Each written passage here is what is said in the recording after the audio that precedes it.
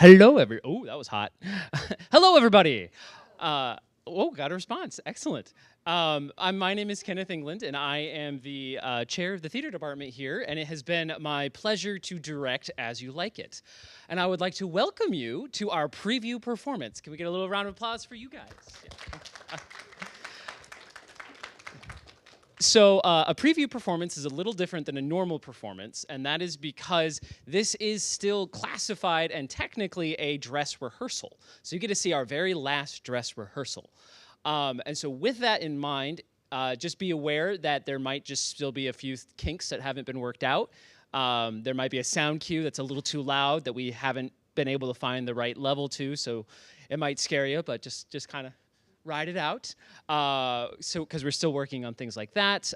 Quick changes, when people have costume changes, you may or may not see some technicians leave the backstage area because something needs to be fixed. These are only here because we're still in a rehearsal time, but you guys get to be here for it, and it's really important that you're here because our cast has been working very hard, and believe it or not, they don't know that they're funny. So we need you guys to help tell them how funny they are. And so this is a really special time for you guys and for the cast. So we are very grateful for you being here. With that in mind, we have some stage management rules. First off rules and guidelines and safety procedures. We have two emergency exits. One is behind you to your right. There's an exit sign. The other is in front of you to your right, over here. So in the case of an emergency, there are your emergency exits. You can exit as you came in, but that is not technically an emergency exit because you have to go down a hallway. If you need restrooms, they are down the hallway across the lobby, labeled men and women. Let's see, what else am I missing? I was running around fixing set pieces this afternoon, so I didn't have time to write my list. Please, no photography or videos. It's just very distracting to the cast members, and so we ask you that you refrain from that. Please silence all electronic devices so that we're not having phones going off and distracting other patrons and the cast. Please be aware of the aisles. We have multiple entrances of actors down this aisle, down that aisle, crossing around behind audience to get to those things. So if there's a blackout, please stay in your seats. People are running around. But if you need to get up, please wait until there's a little bit of lights and be extra careful. Look both ways before crossing the theater aisle because you might get run over. If for any reason you just need to get up, please be careful as you do that. And you may take phone calls in the lobby if you need to call somebody, or if any emergency happens, small children making noises, please take them out to the lobby to preserve the illusion of the theater. Stage management, am I forgetting anything? I don't think I am. Okay, I think that's it for now. So we're going to open in prayer, and we're going to get started. We hope you enjoy the performance. Please join me. Dear Heavenly Father, thank you for this wonderful opportunity. We get to share this fun and beautiful story with our audience tonight. Please be with the actors and the technicians in both mind and body as they are working very hard to perform well and bring honor and glory to your name. In Jesus' name, amen. Hope you enjoyed the show.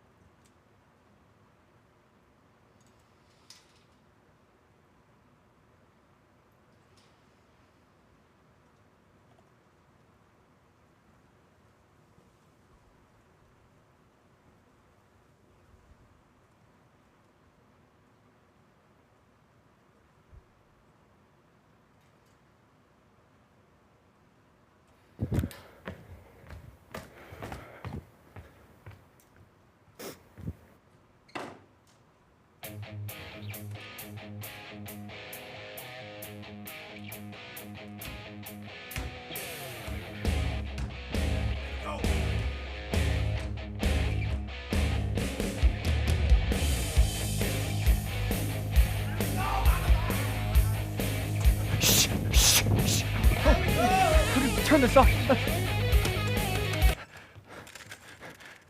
Your brother would not approve. As I remember, Adam, it was upon this fashion bequeathed me by will, but pour 1,000 crowns, and, as thou sayest, charged my brother on his blessing to breed me well. And there begins my sadness. My brother Jacques, he keeps at school, and report speaks goldenly of his favor. But for my part, he keeps me rustically at home, or, to speak more properly, stays me here at home unkept. For recall you that a gentleman of my calling differs not from the stalling of an ox? His horses are bred better, for, despite that they are fair in their feeding, they are taught to manage, and to that end, riders duly hired. But for me, his brother, gain nothing under him but growth, for I'm much bound him as animals are. And besides this nothing that he so plentifully gives me, there's something that nature seems to give me, his countenance seems to take away from me. He bars me from the place of a brother, and as much as in him lies, mine's my gentility with my education. This is it, Adam, that grieves me, and the spirit of my father, which I believe is within me, begins to mutiny against his servitude, and I will no longer endure it, though no wise remedy how to avoid it. Yonder comes my master, your brother. Go apart, Adam, and thou shalt hear how he shall shake me up.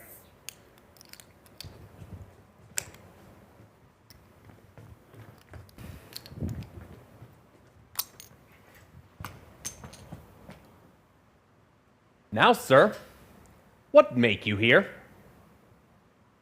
Nothing, sir. I'm not taught to make anything. What mar you then, sir?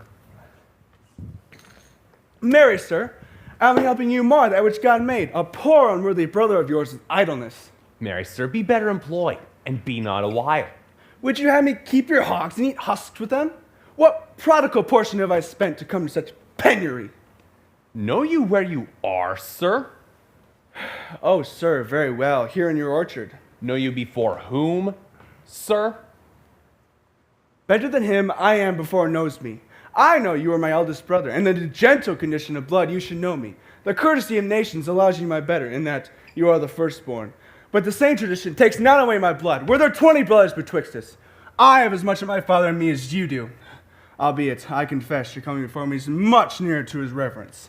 What, boy? Come, elder brother, you are too young in this. Wilt thou lay hands on me, villain? I am no villain. I am the youngest son of Sir Roland de Bois. He was my father, and he is thrice the villain that says such a father begot villains. Ah! Come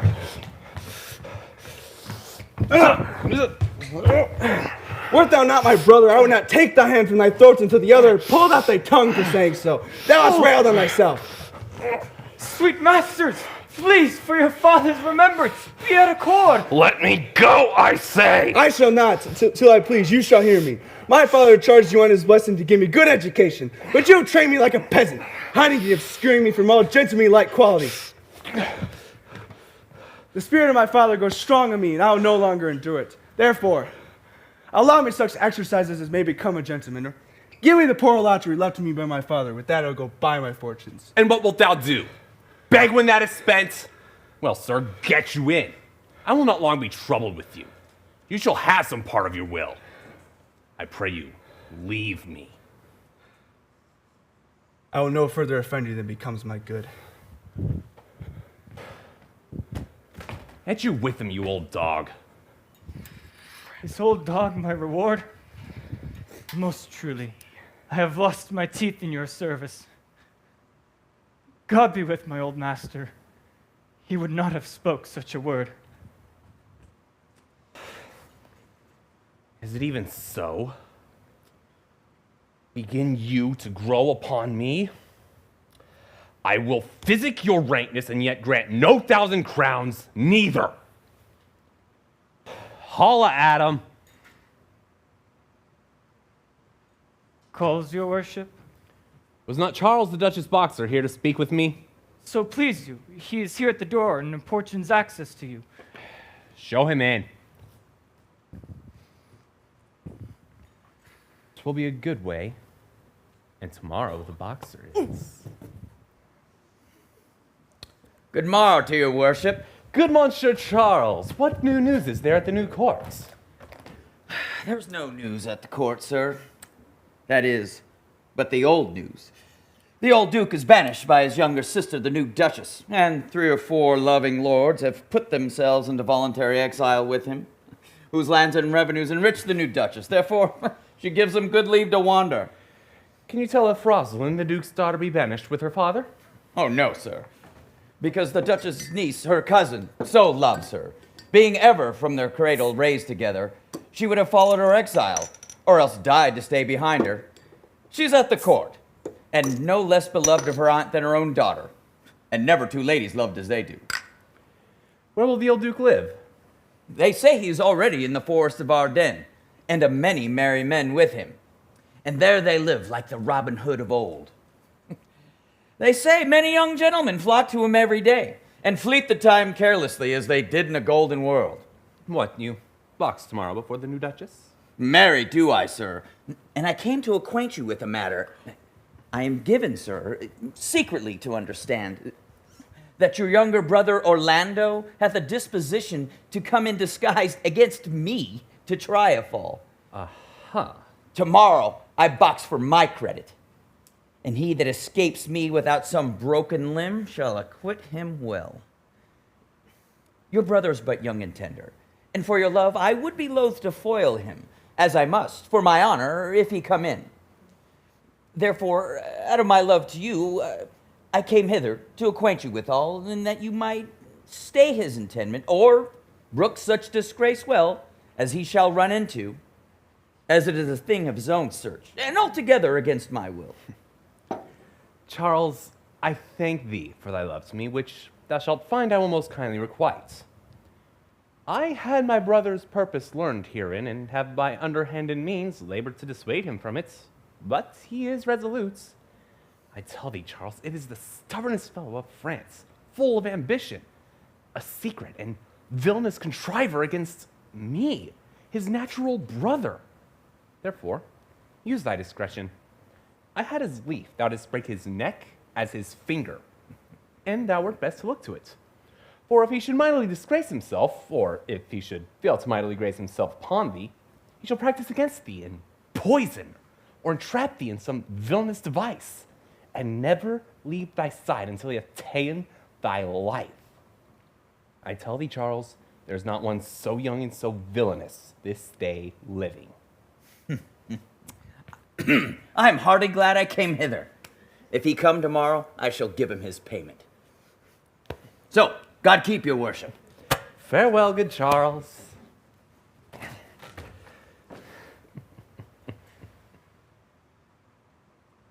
Now will I stir this gamester. I hope I shall see an end of him. For my soul, yet I know not why, hates nothing more than he. Yet he is gentle, never schooled and yet learned, of all sorts enchantingly beloved, so full of noble device, and in the heart of the world, and so much of my own people, that I am altogether misprized. But it shall not be long. This fox shall clear all. Nothing remains but that I kindle the boy thither, which I shall go about to do.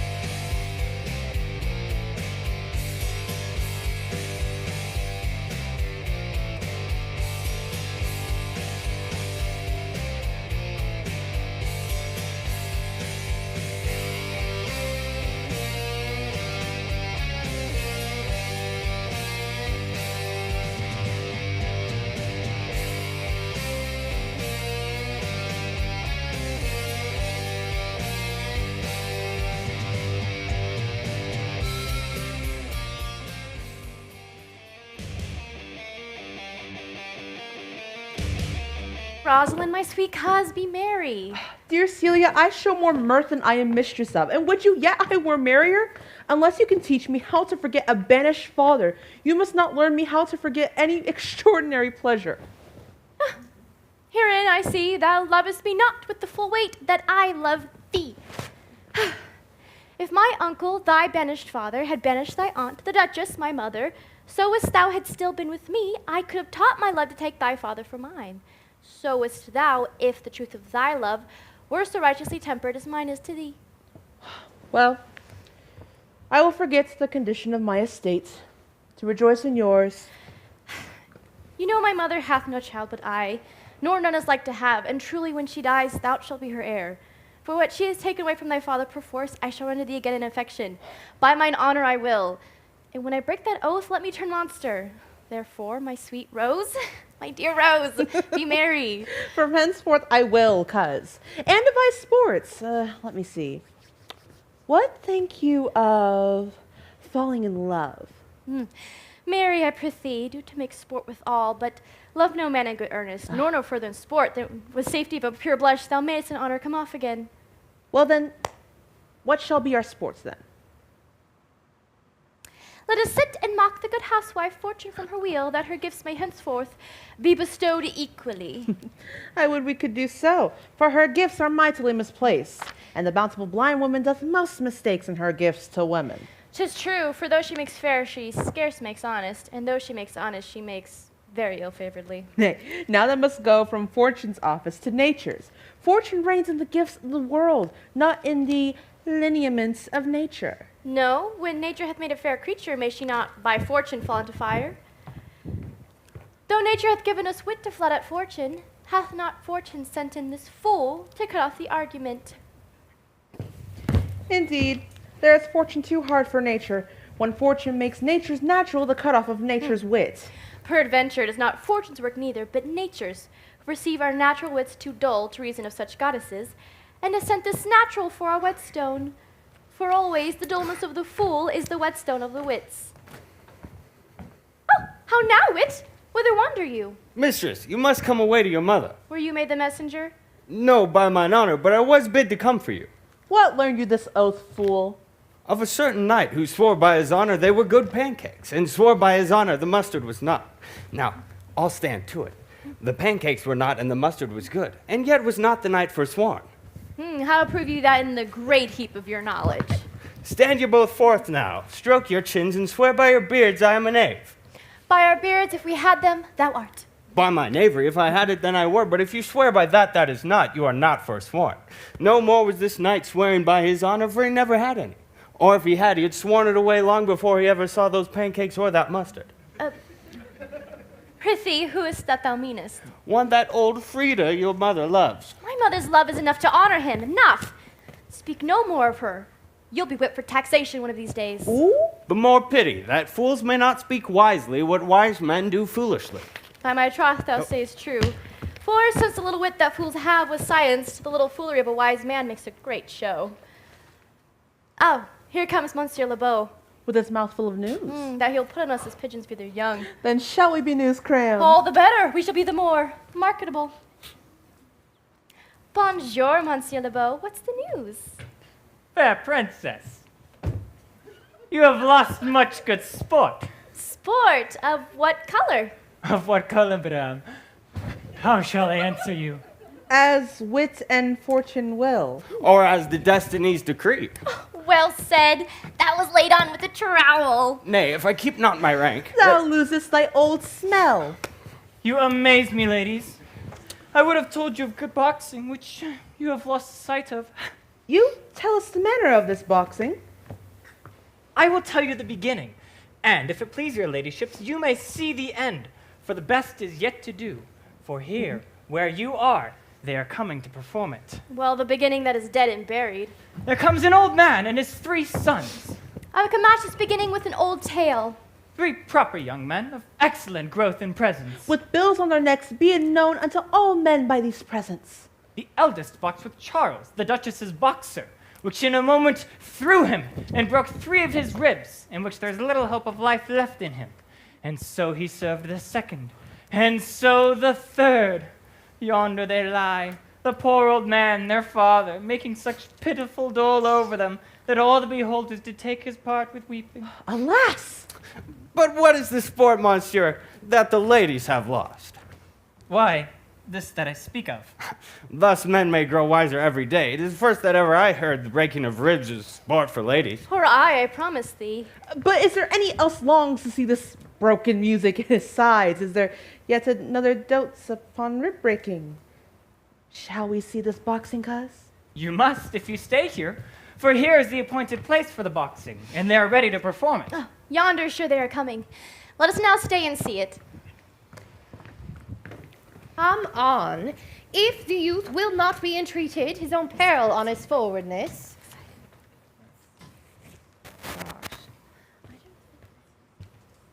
Just one hit. Is yonder the man? Even he, madame. Alas, he is too young. Yet he looks successfully. How now, daughter and cousin? Are you crept hither to see the boxing? Aye, my liege, so please you give us leave. You'll take little delight in it. I can tell you. There's such odds in the man. In pity of the challenger's youth, I would fain dissuade him, but he will not be entreated. Speak to him, ladies. See if you can move him. Call him hither, good Monsieur Lebeau. Do so. I will not be by. Monsieur the Challenger.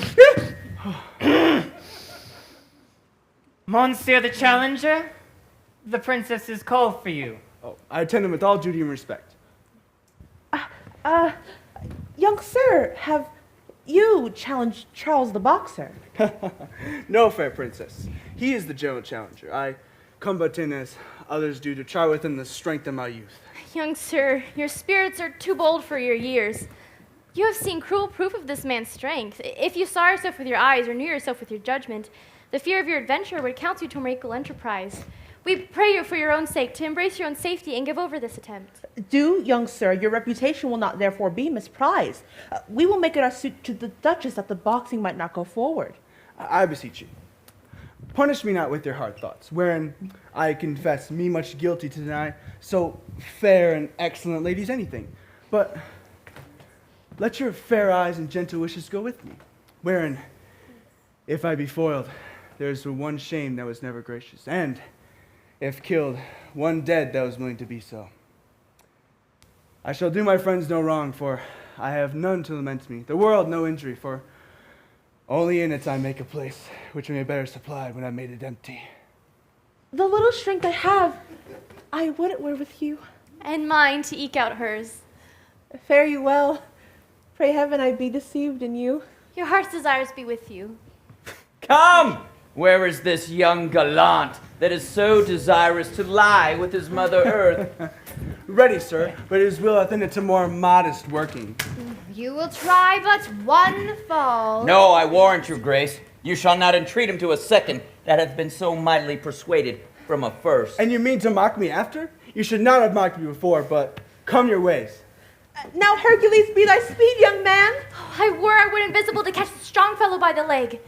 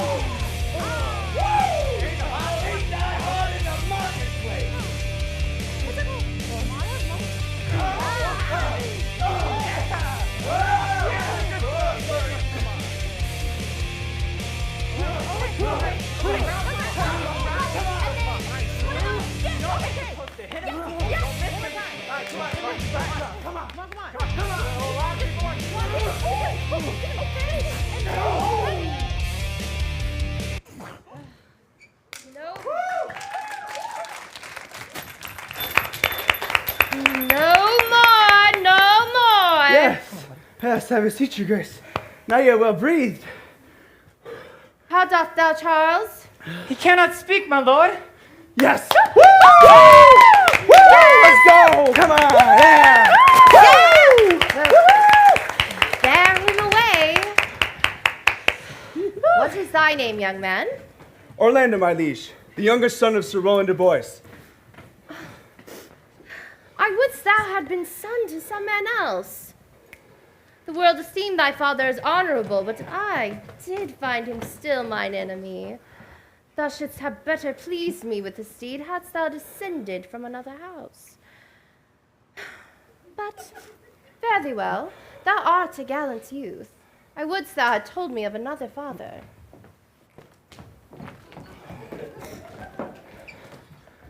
Were I my mother, cuz, would I do this? I am more proud to be Sir Roland's son, his youngest son, and I will not change that calling to be adopted heir to Frida. My father loves Sir Roland as a son, as a soul, and all the world was of my father's mind. Had I known this young man his son, I should have given him tears and 2 entreaties. Ere thus he should have ventured. Gentle cousin, let us now thank him and encourage him. My mother's rough and envious disposition sticks me at heart. Sir, you have well deserved. If you do keep your promises in love, but justly as you have exceeded all promise, your mistress shall be happy. Gentleman,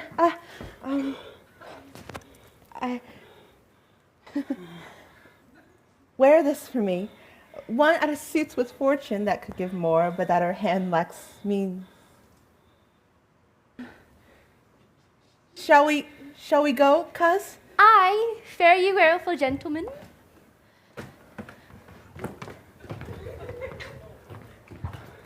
Can I not say thank you?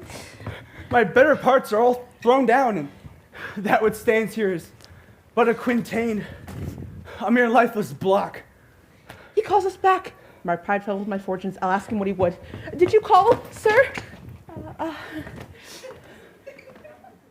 Sir, you have boxed well, and have overthrown more than your enemies. Will you go, cuz? Have with you. Fare you well.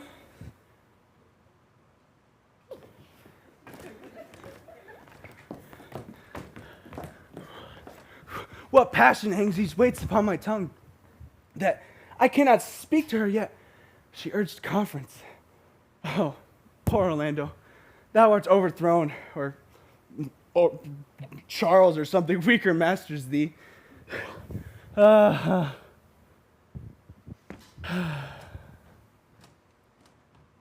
Good sir! Hey! Yes? I do in friendship counsel you to leave this place. Albeit you have deserved high accommodation, true applause, and love, such is the Duchess's condition that she misconstrues all that you have done. The Duchess is volatile. What she is indeed better suits you to conceive of than I to speak of. I thank you, sir. But pray, tell me this. Which of the two was daughter of the Duchess? That was here at the boxing. Neither her daughter, if we judge by manners. But yet, indeed, the lesser was her daughter. The other is daughter of the banished duke, here detained by her usurping aunt to keep her daughter company. Though, I can tell you this, that of late, this Duchess hath ta'en displeasure against her gentle niece, grounded upon no other argument, but that the people pity her for her father's sake, and praise her for her virtues. And on my life, her malice against this Duchess will suddenly break forth. Sir, fare you well, hereafter in a better world than this. I shall desire more knowledge and love of you. I rest much bound to thee. Fare you well.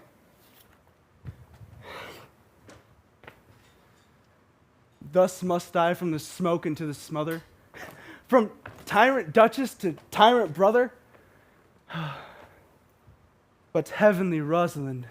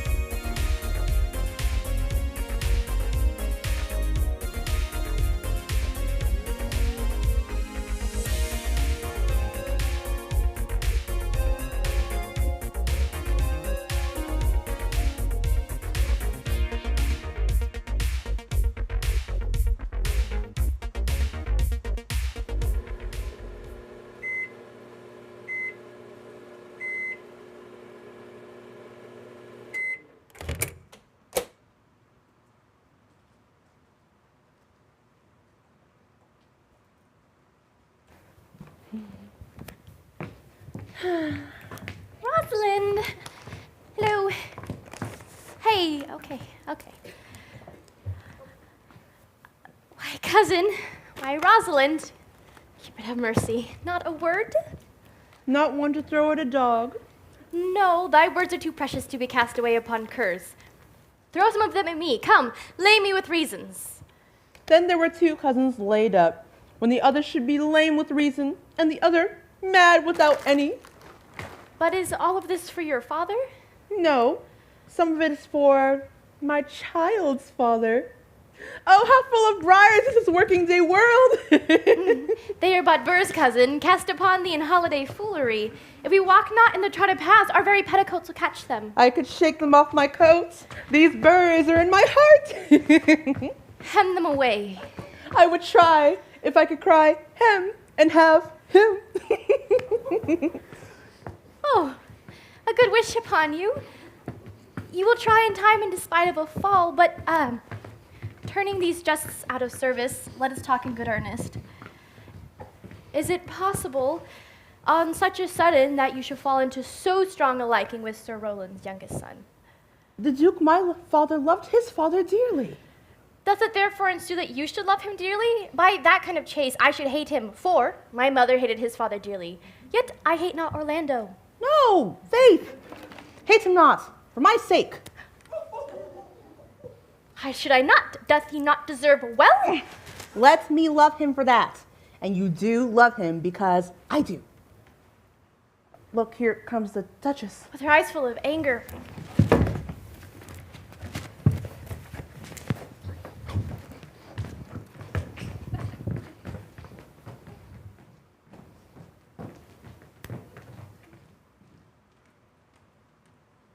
Mistress, provide yourself.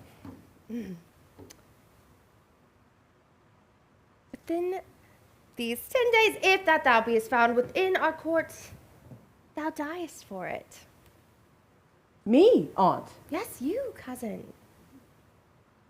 As I stated, if you outstay the time, within 20 miles, like if she's within 20 miles of our courts, you die. I do beseech your grace, let the fault of my knowledge bear with me. Never so much in the thought and unborn did I offend your highness. Thus do all traitors. If their purgation did consist in words, they are as innocent as grace itself. Let it suffice thee that I trust thee not. Yet your mistrust cannot make me traitor. Tell me whereon the likelihood depends. Thou art thy father's daughter. There's enough. So was I when your highness took his dukedom. So was I when your highness banished him. Treason is not inherited, my liege. Or if we did deride that from our friends, what's that to me? My father was no traitor. Dear sovereign, hear me speak. Aye, Celia, we stayed her for your sake, else had she with her father ranged along. I did not then entreat to have her stay. It was your pleasure and your own remorse. I was too young at that time to value her, but now I know her if she betrayed her. We are like Juno's swans. We go coupled and inseparable. She is too subtle for thee. And her smoothness, her very patience speak to the people, and they pity her. Thou art a fool. She robs thee of thy name, and thou wilt show more bright and seem more virtuous when she is gone. Then open not thy lips. Firm and irrevocable is my doom, which I have passed upon her. She is banished. Pronounce that sentence then on me, my liege. I cannot live out of her company. You are a fool. Cousin, provide yourself. If you outsay the time, then upon mine honor and in the greatness of my word, you die.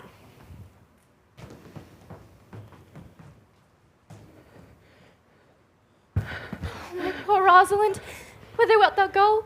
Wilt thou change of parents? I'll give thee mine, I charge thee, be not more grieved than I am. I have more cause. Thou hast not, cousin. Knowest not the Duchess has banished me, her daughter. That she hath not. No, hath not. Rosalind then lacks the love that teaches thee that thou and I am one. Shall we be sundered? Shall we part, sweet girl? No. Let my mother seek another heir. Therefore, devise with me how we may fly, whither to go and what to bear with us. Do not seek to take this change upon you and bear your griefs yourself and leave me out. Say what thou canst.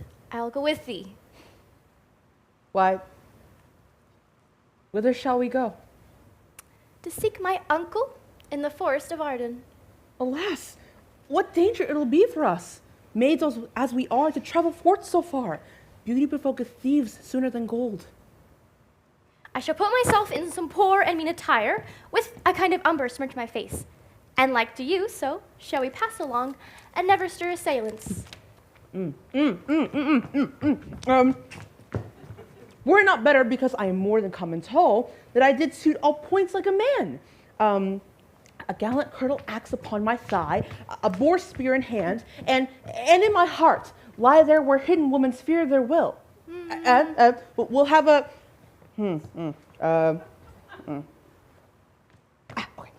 we'll have a swashing and a marshal outside, as many other mannish cowards have that do outface it with their semblances. And what shall I call thee when thou art a man?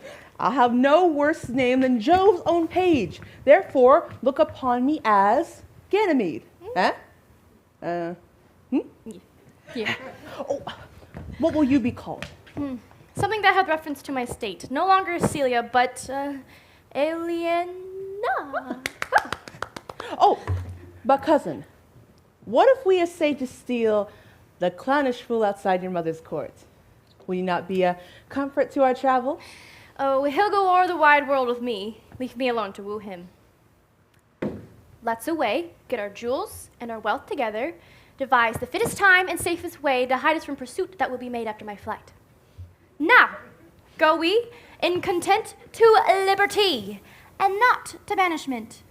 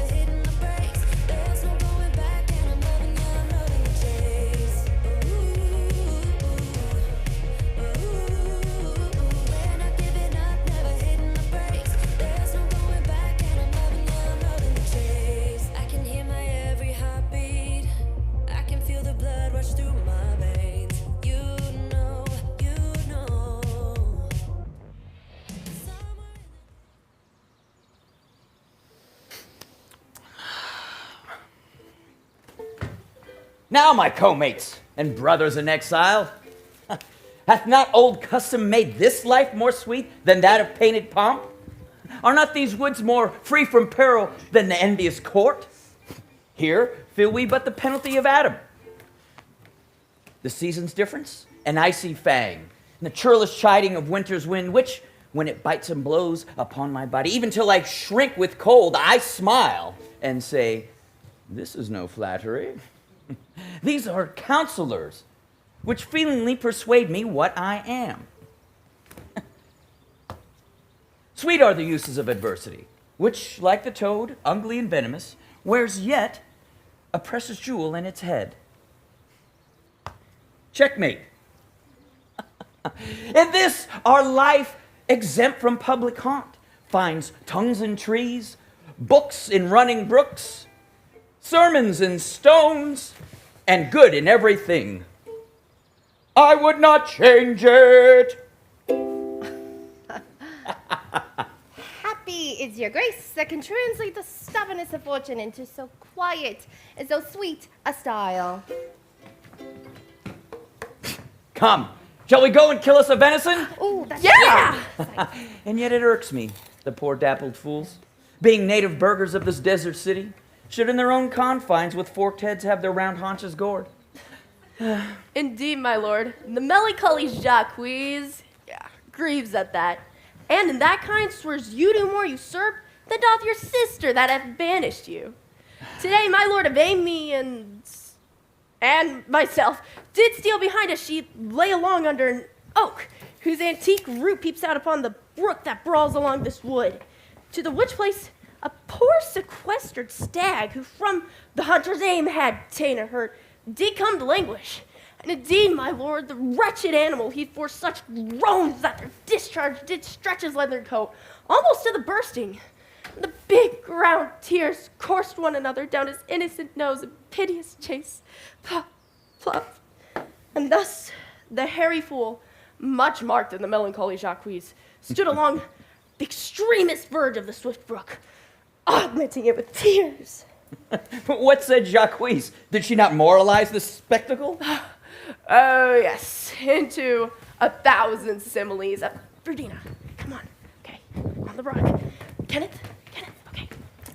Right there. Okay, cool. Burst for a weeping into the needless stream. Poor dear, quoth she, thou makest a testament as worldlings do, giving thy sum more to that which had too much. Then, being there alone, left and abandoned of velvet friends. 'Tis right, quoth she, thus misery doth part the flux of company. Whoa, all right then. Anon, a careless herd, full of the pasture, jumps along by her and never stays to greet her. Okay, Ferdinand, come on. Be here like that. Yeah. Aye, quoth Jacques. Sweep on, you fat and greasy citizens. 'Tis just the fashion. Wherefore do you look upon that poor and broken bankrupt there? And thus, most invectively, she pierceth through the body of the country, city, court, and yea, this our lives, swearing that we are mere usurpers, tyrants, and what's worse, to fright the animals and kill them up in their assigned and native dwelling places. Did you leave her in this contemplation? Aye, we did, my lord, weeping and commenting upon the sobbing deer. Show me the place. I love to cope her in these sullen fits, for then she's full of matter. I'll bring you to her straight.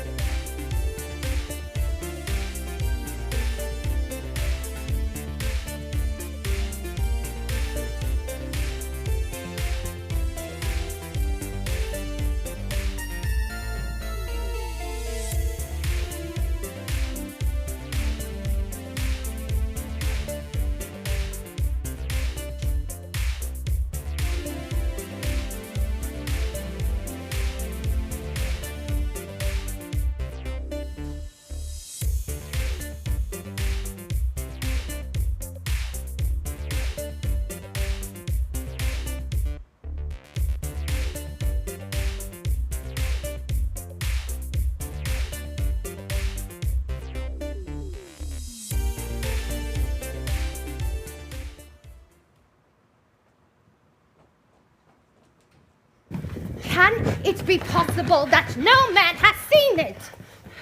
This cannot be. Some villains of my court are in consent and sufferance in this. I cannot hear of any that did see her. Our ladies, the attendants of her chamber, saw her abed, and in the morning early found the bed untreasured of their mistress. My lady, the roguish clown at whom so oft your grace was wont to laugh is also missing. Hesperia, the princess's gentlewoman, confesses that she secretly overheard your daughter and her cousin much commend the parts and graces of the boxer that did but lately foil the sinewy Charles.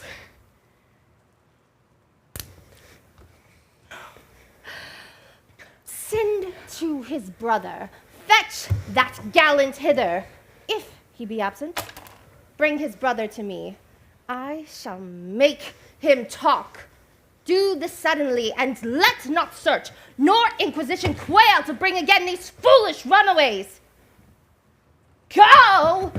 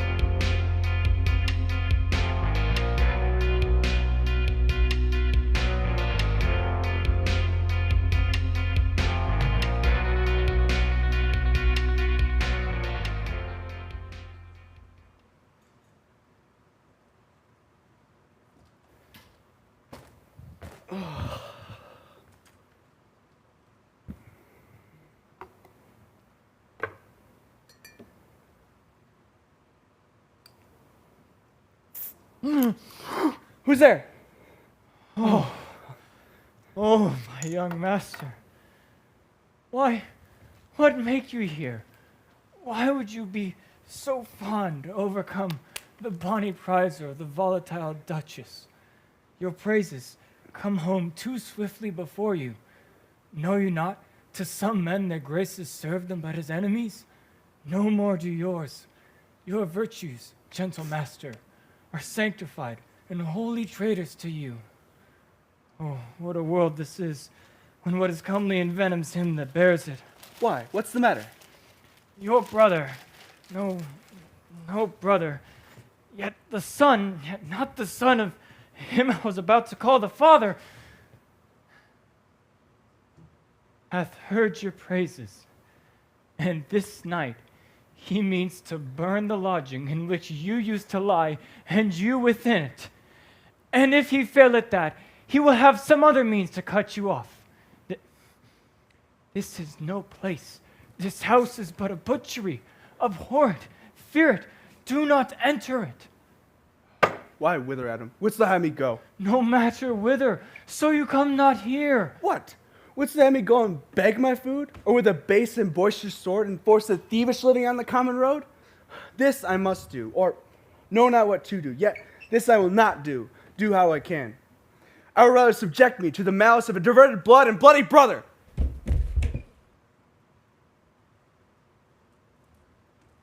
But do not so. I have 500 crowns. The thrifty hire I did save on your father, which I did store to be my foster nurse when service should in my old limbs lie lame and unregarded age in corners thrown. Take that, and he that doth the ravens feed, yea, providently caters for the sparrow. Be comfort to my age. Here is the gold. and all this I give to you.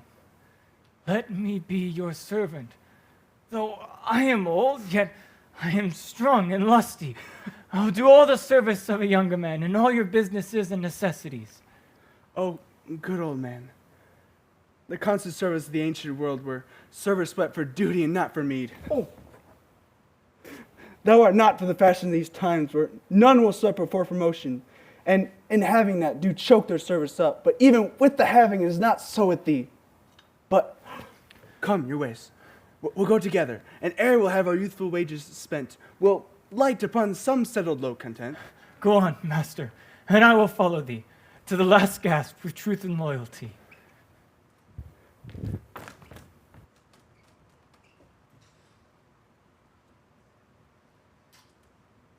From 17 years till now almost 80 here lived I. But now live here no more. At 17 years, many their fortune seek, but at 80 it is too late a week. Yet fortune cannot recompense me better than to die well and not my master's debtor.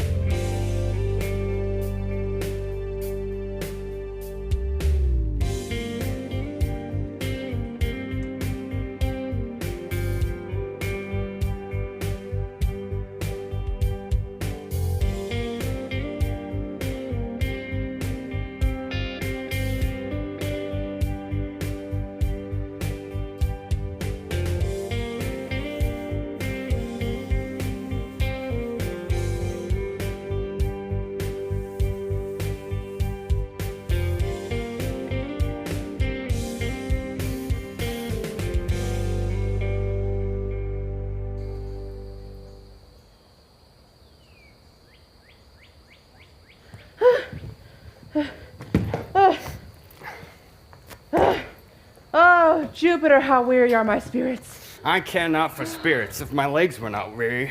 I could find it in my heart to disgrace my man's apparel and cry like a woman. But I must comfort the weaker vessel, as doublet and hose ought to show itself courageous unto petticoats. Therefore, courage, good Aliena. I pray you bear with me. I cannot go no further. Oh. For my part, I'd rather bear with you than bear you. Though, if I did bear you, I should bear no curse, for I think your purse is empty. Well, this is the forest of Arden. Aye, now am I in Arden. When I was at home, I was in a better place, but travelers must be content. Aye, be so good, Touchstone. Uh-huh. Look, you who comes here, a young man and an old and solemn talk. That is the way to make her scorn you still. Oh, Corin, if thou knew how I do love her. I partly guess, for I have loved ere now. No, Corin, being old, thou cannot know, though in thy youth thou wast as true a lover as ever sighed upon a midnight pillow. But if thy love were like to mine, as sure I think did man never love so, then how many actions most ridiculous hast thou been drawn to by thy fantasy? into 1,000 that I have forgotten. Oh, then thou didst ne'er love so heartily. If thou canst remember the slightest folly that love hast drawn thee to, thou hast not loved. Or if thou hast not broke from company abruptly, as my love now makes me, thou hast not loved. Oh, Phoebe, Phoebe, Phoebe, Phoebe, Alas, poor shepherd, searching for thy wound, I have by hard adventure found mine own. And mine. I remember when I was in love. I broke my sword upon a stone and bid him take that for coming a knight to Jane's smile. I remember the wooing of a peace god instead of her, from whom I took 2 cards and, giving them to her again, said, "Wear these for my sake." We that are true lovers run into strange capers, but as all is mortal in nature, so all nature in love is mortal in folly. Thou speakest wiser than thou art aware of. Nay, I shall ne'er be aware of my own wit till I break my shins against it. Jove, Jove, the shepherd's passion is much more upon my fashion. And mine, but it grows something stale with me. I pray you, one of you, question yon man if he for gold would give us any food. I faint almost to death. Holly, you clown. Peace, fool, he is not thy kinsman. Who calls? You're better, sir. Else they are very wretched. Peace, I say. Good even to you, friend. And to you, good sir, and to you all. I pray thee, if that love or gold can in this desert place buy entertainment, bring us to a place where we may rest ourselves and feed. Here is a young maid who travels much oppressed and faints a succor. Fair sir, I pity her, and wish more for her sake than mine own. My fortunes were more able to relieve her. But I'm shepherd to another man, and do not shear the fleeces that I graze. My master is of churlish disposition, and little recks to find the way to heaven by doing deeds of hospitality. Besides, his flocks and bounds of feed are now on sale. And our sheep caught right now, by reason of his absence, there's nothing that you will feed on. But what there is, come see. By my voice, most welcome shall you be. What is he that shall buy this flock and pasture? That young swain that you saw here erewhile? That little cares for buying anything. I pray thee, if you stand with honesty, buy you the cottage, the pasture, and the flock, and you shall have to pay for it of us. And I'll mend thy wages. I like this place and willingly could waste my time in it. Assuredly, the thing is to be sold. Go with me. If you lack upon report the soil, the profit, and this kind of life, I, your very faithful feeder, will be, and will buy it with your gold right suddenly. Come on! Come on!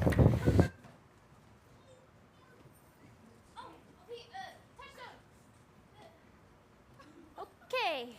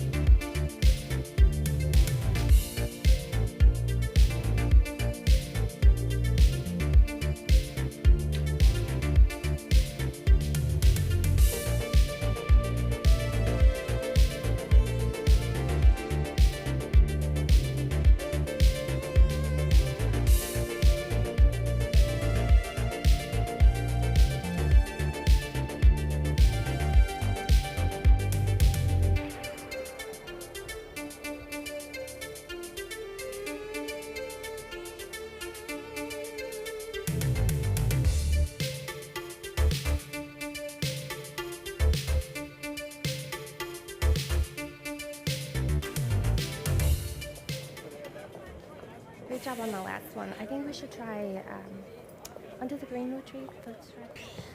Okay, that'll be good. Under the greenwood tree, who loves to lie with me and turn his merry note unto the sweet bird's throat. Come hither, come hither, come hither.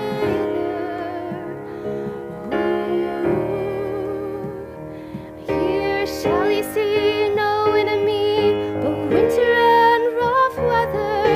Here shall he see no enemy, but winter and rough weather. You did great. More, I prithee more. It will make you melancholy, Mademoiselle Jacques. I thank it. More, I prithee more. I can suck melancholy from a song as a weasel sucks eggs. More, I prithee more. My voice is ragged. I know I cannot please you. I do not desire you to please me. I desire you to sing. Come, another stanza. Call you them stanzas?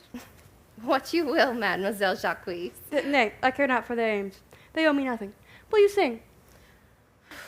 More at your request than to please myself. Then if ever I thank any man, I'll thank you. But that they call compliment is like the encounter of two dog apes. When a man thanks me heartily, he thinks I've given him a penny, and he renders me beggarly thanks. Come, sing, and you that will not, hold your tongues. Well, then I'll end the song. Sirs, cover the while. The Duke will drink under his tree.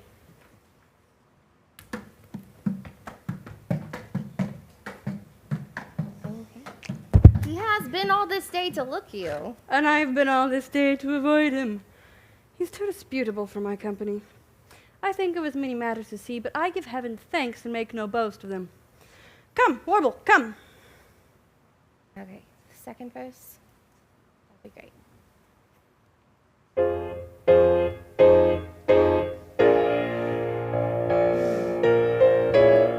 Whom doth ambition shun, altogether here, who loves to live with the sun, seeking the food he eats, and pleased with what he gets.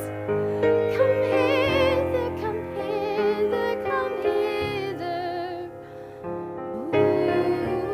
Ooh, here shall he see no enemy, but winter and rough weather.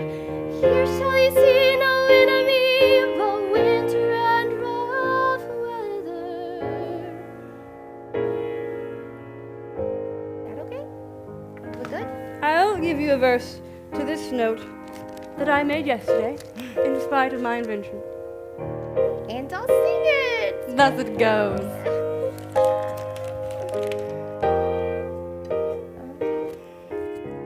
We'll just could we try a key change? That'll be better. Modulating. Are you modulating? Oh, okay, I hear you. Got it. Wait, where are we going? Oh, there it is. If it's Duke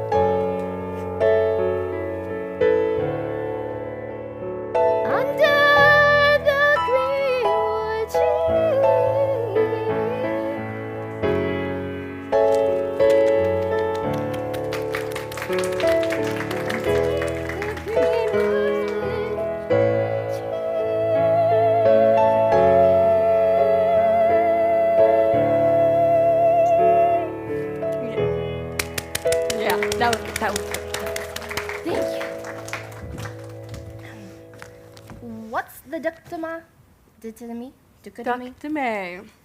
'Tis a Greek invocation to call fools into a circle. Oh. I'll go sleep if I can. If I cannot, I'll rail against all the firstborn of Egypt. And I will seek the Duke. His banquet is prepared. Pecha.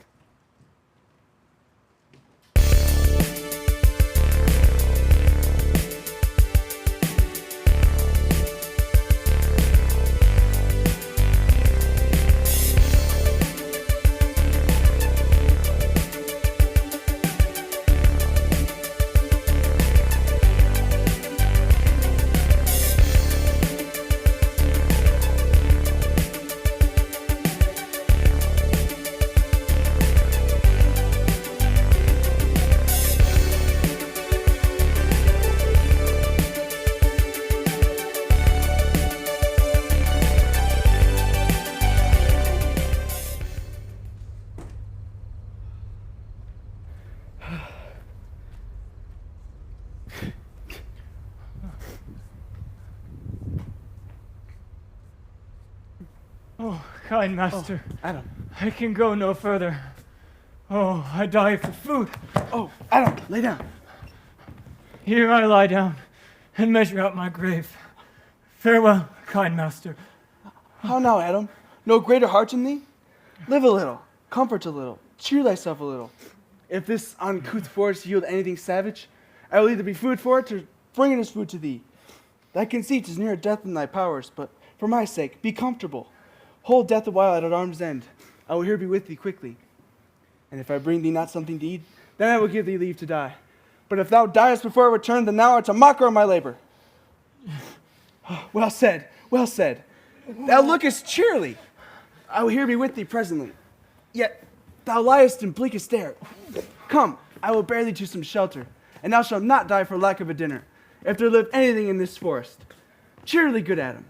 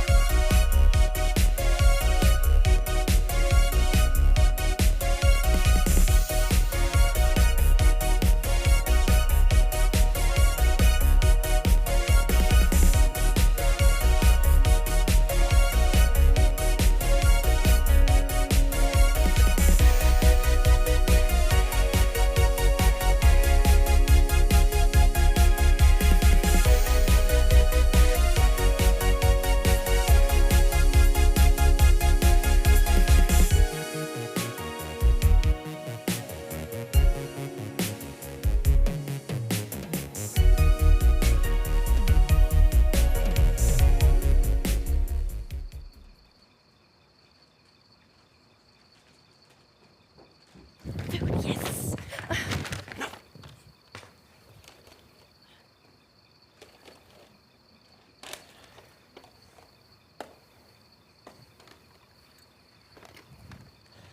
I think she'd be transformed to a beast, for I can find her nowhere like a human. My lord, she is but now gone hence. There was she, Mary, hearing of a song. If she, compact of jars, grow musical, we will shortly have discord in the spheres. Go, seek her. Tell her I would speak with her. She saves my labor by her own approach. Why, how now, mademoiselle? What a life is this that your poor friends must woo your company? What? You look merrily. A fool, a fool. I met a fool in the forest. A motley fool. Miserable world. As I do live by food, I met a fool who laid him down and basked him in the sun and railed on Lady Fortune in good terms. In good set terms, and yet a motley fool. Good morrow, fool, quoth I. No, sir, quoth he. Call me not fool, till heaven hath sent me fortune. Then he drew a dial from his poke, and looking on it with lackluster eyes, says very wisely, It is 10 o'clock. Thus we may see, quoth he, how the world wags. 'Tis but an hour ago since it was 9, and after 1 hour more 'twill be 11. And so from hour to hour we ripe and ripe, and then from hour to hour we rot and rot, and thereby hangs the tale. When I did hear the motley fool thus more on the time, my lungs began to crow like Chanticleer, that fools should be so deep contemplative, and I did laugh sans intermission an hour by his dial. A noble fool, a worthy fool, motley's the only wear. What fool is this? A worthy fool, one that has been a courtier, and says, If ladies be but young and fair, they have the gift to know it.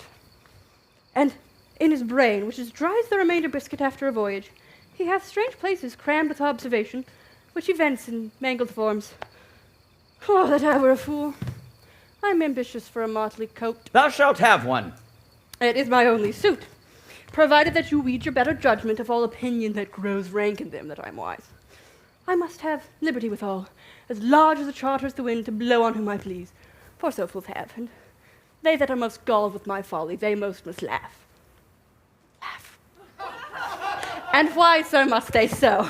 The wise plain his way to parish church. He that a fool doth very wisely hit, doth very foolishly, although he's smart, not to seem senseless of the bob. If not, the wise man's folly is anatomized in the squandering glances of the fool. Invest me in my motley. Give me leave to speak my mind, and I will through and through cleanse the fair body of the infected world, that will patiently receive my medicine. Fie on thee! I know what thou wouldst do. What for a counter would I do but good? Most mischievous foul sin and chiding sin, for thou thyself hast been a libertine. Why, who cries out on pride that can therein tax any private party? Let them not flow as hugely as the sea, till that the very weary means to ebb. What woman in the city do I name when I say the city woman bears the cost of princes on unworthy shoulders?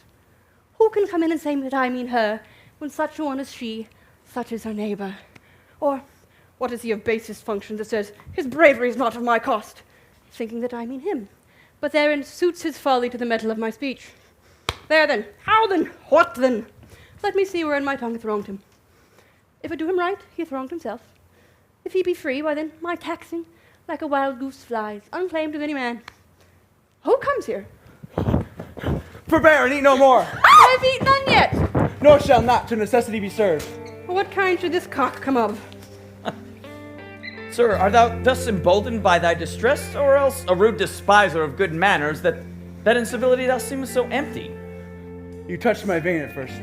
The thorny point of bare distress hath tamed for me the show of smooth civility. Yet I am in the bread and know some nurture. But forbear, I say.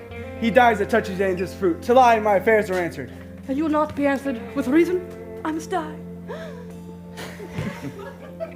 What would you have? Your gentleness shall force more than your force move us to gentleness. I almost die for food, and let me have it. Come and sit, and welcome to our table. Speak you so gently? Oh, pardon me, I pray you. I thought all things had been savage here. Therefore, put I on the countenance of stern commandment that wherever this desert inaccessible, if ever been where bells had knolled to church, if ever from tears wiped to eyelids, and know it 'tis to pity and be pitied, let gentleness my strong enforcement be, in which hope I blush and hide my sword. True is it that we have seen better days, and have with holy bell been knolled to church, and sat at good men's feasts, and wiped our eyes of drops that sacred pity hath engendered. Therefore sit you down in gentleness, and take upon command what help we have, that to your wanting may be ministered. Then forbear food a while longer, whilst, like a doe, I go to find my fawn and feed it. There is an old man, who hath after me many a weary step, limped in pure love, till he be first sufficed. I will not touch a bit. Go seek him, and we will waste nothing till your return. I thank you, and be blessed for your good comfort. You see, we are not all alone unhappy. This wide and universal theater presents more woeful pageants than the scene wherein we play in. All the world's a stage, and all the men and women merely players. They have their exits and entrances, and one man at his time plays many parts, his acts being 7 stages. At first, the infant mewling and puking in the nurse's arms, then the whining schoolboy with his satchel and shining morning face, creeping like a snail unwillingly to school, and then the lover, sighing like furnace, with woeful ballad maid to his mistress's eyebrow, and then the soldier, full of strange oaths and bearded like the pard, jealous in honor, sudden and quick in quarrel, seeking the bubble reputation even in the lion's mouths, and then the justice, in fair round belly with good cape and lined, full of wise saws and modern instances, and so he plays his part.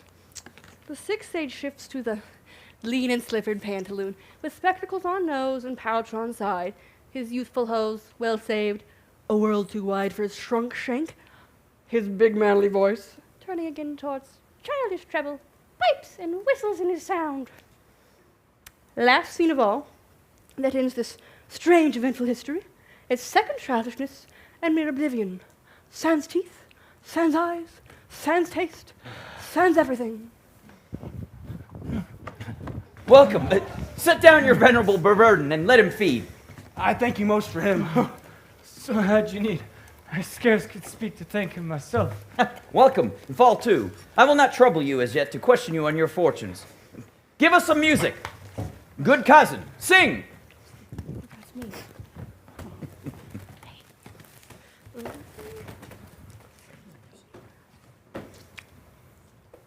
Good? Blow? That? I think that was good.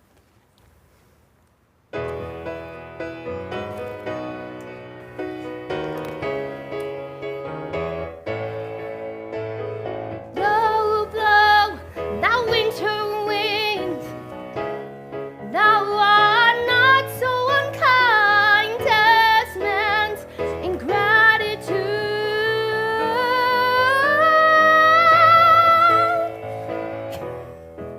Thy tooth is not so keen, because thou art not seen, although thy breath be rude. Hi-ho, sing, hi-ho. Most friendship is feigning, most loving mere folly, unto the green holly, the green holly. Then hi-ho, the holly, this life is most jolly. Freeze, freeze, thou bitter sky that does not bite so nigh as friendship. Remember not, thou though the waters warp, thy sting is not so sharp as friendship. Remember not, then hi-ho, sing hi-ho, sing hi-ho. Blow, blow, now winter winds, thou art not so unkind as man's ingratitude.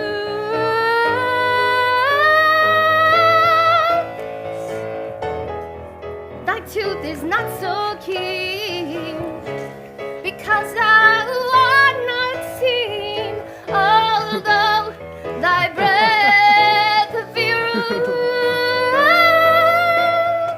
What? Is that it? Oh, nice. Where you going? Jacquees, come on now. Jacquees. We put change in. Sorry, I shouldn't have said that so loud.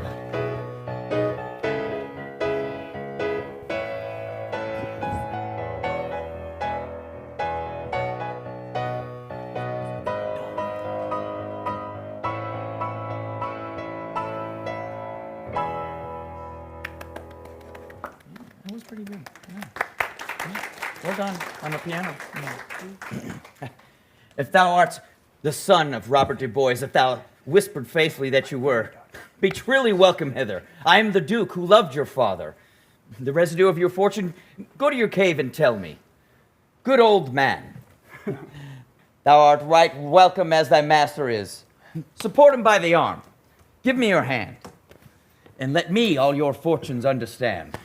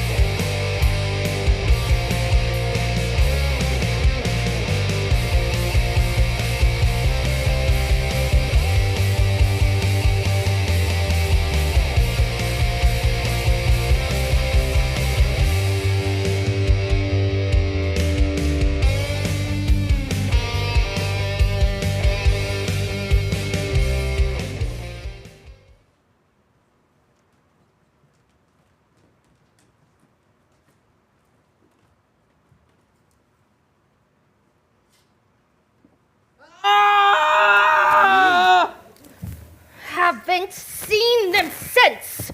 Sir, that cannot be.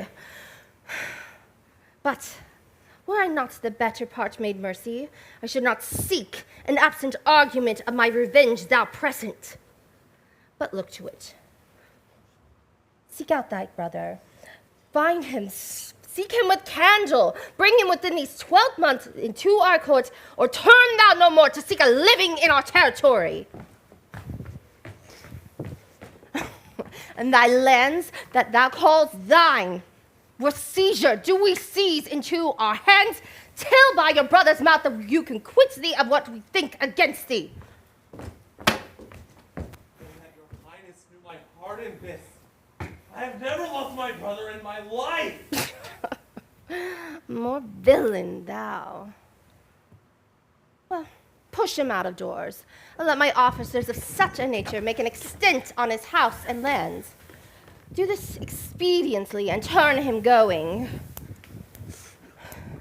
There it is.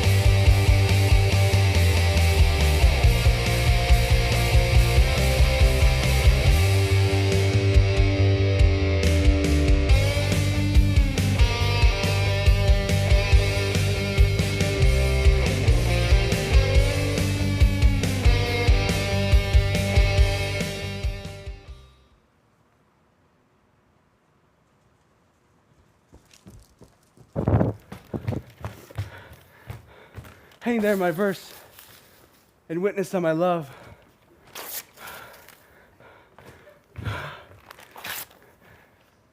Oh, Rosalind, these trees shall be my books, and in their barks my thoughts shall character, that whatever eye in which this forest looks shall see thy virtues witnessed everywhere. Run, run, Orlando, carve on every tree the fair, the chaste, the unexpressive she.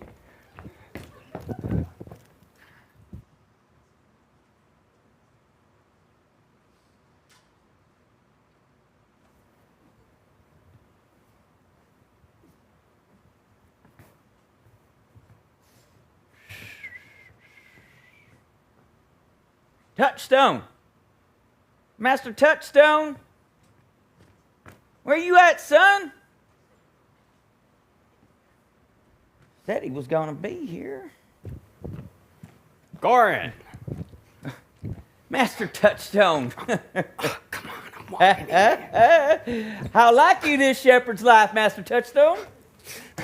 Truly, shepherd, in respect of itself, it is a good life, but in respect it is a shepherd's life, it is not. In respect it is in the fields, it pleaseth me well, but as it is not in court, it is tedious.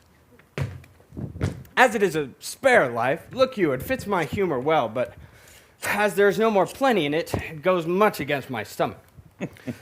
Hast any philosophy in thee, shepherd?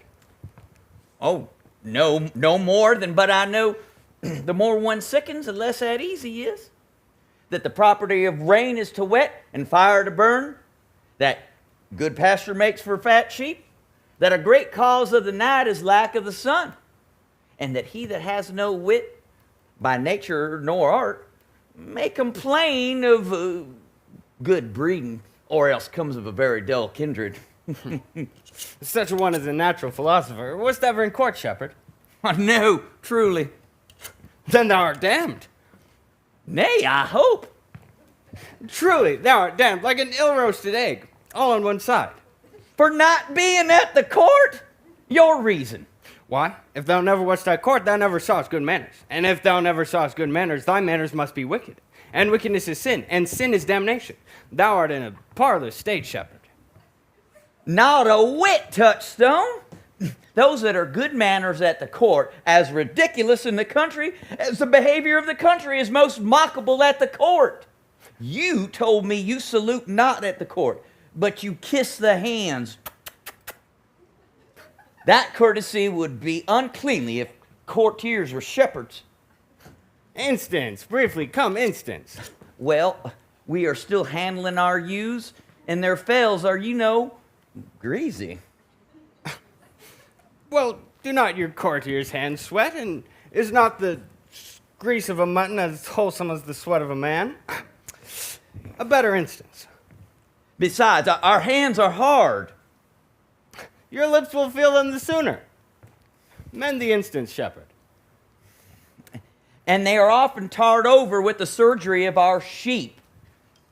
Would you have us kiss tar?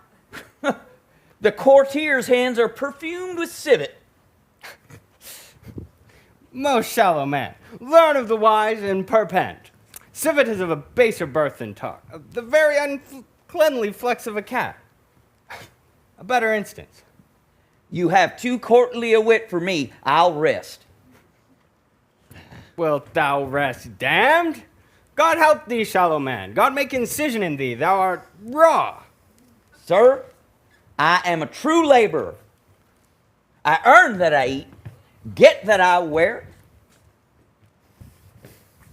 and hate no man. Envy no man's good, content with my harm. And the greatest pride of my life is to see my ewes graze and my lambs sup. That is another simple sin in you. Here comes young Master Ganymede, my new mistress's brother. From the east to western end, no jewel is like Rosalind. Her worth being mounted on the wind, through all the world bears Rosalind. All the pictures fairest lined are but black to Rosalind. Let no fair be kept in mind, but the fair of Rosalind. I'll rhyme you so 8 years together. Dinners and suppers and sleeping hours accepted. It is the right butter woman's rank to market. Out, fool. For a taste. If the hart do lack a hind, let him seek out Rosalind. If the cat will after kind, so be sure will Rosalind. Touchstone. Winter garments must be lined, so must slender Rosalind. Hey! Sweetest nut hath sourest rind, such a nut is Rosalind. This is the very false gallop of verses. Why do you infect yourself with them? Peace, you dull fool. I found them on a tree. Truly, the tree yields bad fruit. I'll grapple with you, and then I shall grapple with a meddler, and it'll be the earliest fruit in the country, and you'll be rotten or you should be half ripe. And that's the right virtue of the meddler. So you have said, but whether wisely or no, let the forest judge. Peace. Look you, here comes my sister reading. Stand aside.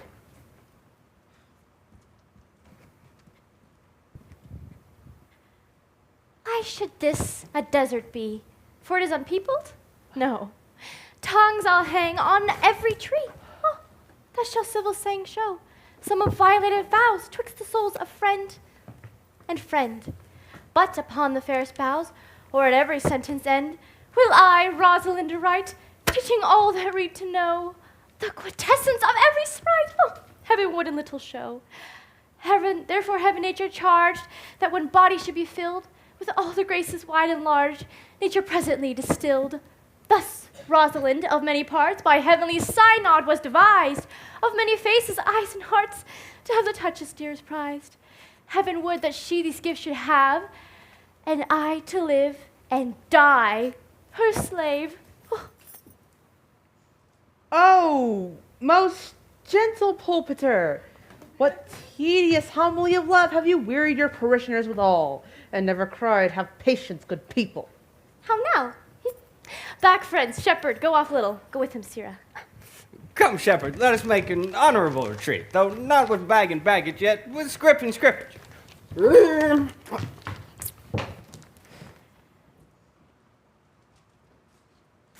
Didst thou hear these verses?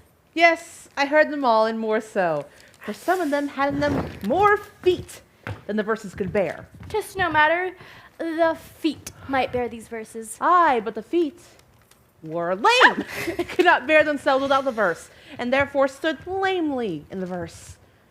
But didst thou hear without wondering how thy name should be hanged and carved upon these trees? I was 7 of the 9 days at a wonder before you came. For look here what I found upon the palm tree. I was never so berhymed since Pythagoras' time. Trow you, who hath done this? Is it a man? Oh, and a chain that you once wore about his neck. Change you color? I pray thee who? Oh, Lord, Lord, it is a hard matter for friends to beat, and mountains may be removed with an earthquake, and so encounter. Nay, but who is it? Is it possible? Nay, I pray thee with most petitionary vehemence. Tell me who it is. Wonderful, wonderful, and most wonderful, wonderful, and yet again wonderful, and out of all hooping. Good, my complexion. Dost thou think that I am comparison like a man, that I have doublet and hose in my disposition? 1 inch of delay is a South Sea and discovery. I pray thee, tell me who it is, quickly, and speak apace. I would thou couldst stammer that thou might pour this concealed man out of thy mouth. As wine comes out of a narrow mouth bottle, either too much at once, or none at all. I pray thee, take the cork out of thy mouth, that I might drink thy tidings. He hath but a little beard. Why, God will send more if the man be thankful. Let me stay the growth of his beard, if thou delay me not the knowledge of his chin. It is young Orlando that tripped up the boxer's heels, and your heart both in an instant. Yay! Nay. But the devil take mocking. Speak now, sad brow and true maid. I faith, cuz 'tis he. Orlando? Orlando. Oh, alas the day! What shall I do with my doublet and hose? What did he when thou sawest he? What said he? How looked he? Where and went he? What makes him here? Did he ask for me? Where remains he? How parted he with thee? And when shall I see him again? Answer me in one word.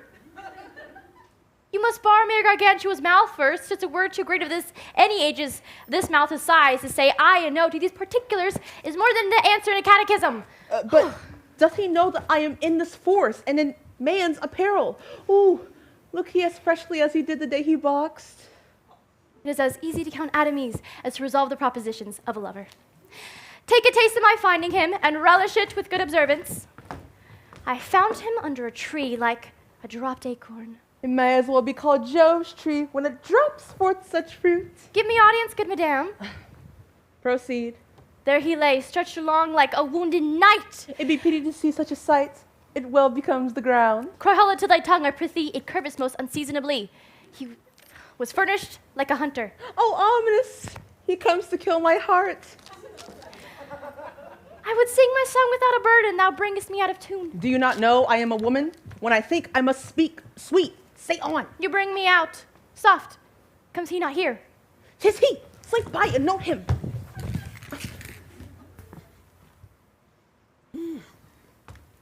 I thank you for your company, but good faith, I had as lief been myself alone.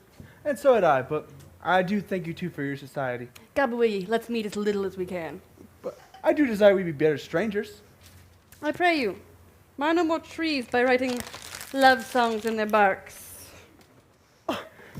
And I pray you, mar no more my verses by reading them ill-favoredly. Rosalind is your love's name? Yes, just. I do not like her name.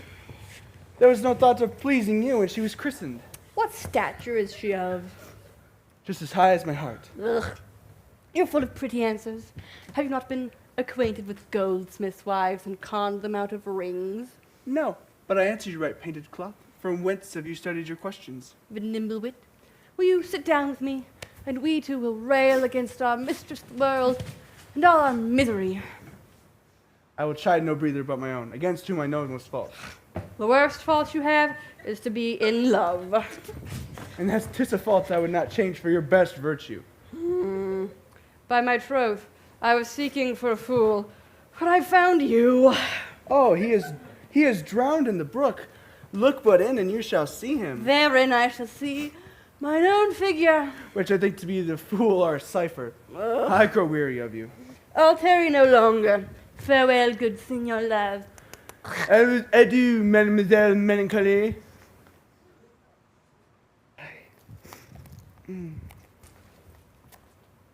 I will speak to him like a saucy lackey, and under that habit play the knave with him.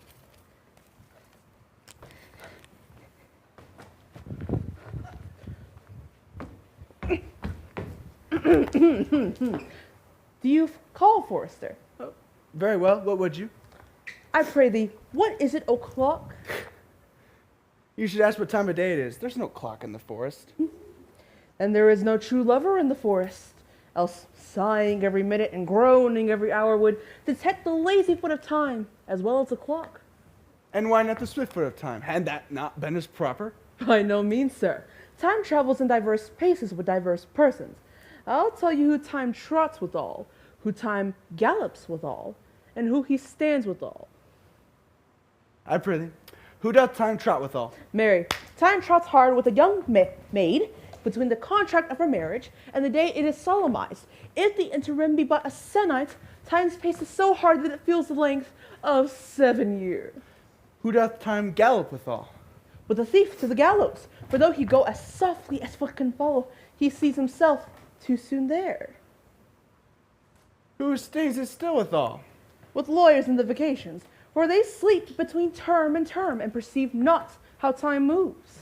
Where dwell you, pretty youth? With the shepherdess, my sister, here in the skirts of the forest, like fringe upon a petticoat. Are you native of this place? As the coney that you see dwell where she is kindled. Your accent is something finer that could be purchased, and so removed a dwelling. I have been told so of many. For indeed an old religious uncle of mine taught me how to speak, who was in his youth an inlandman, one who knew courtship too well, for there he fell in love.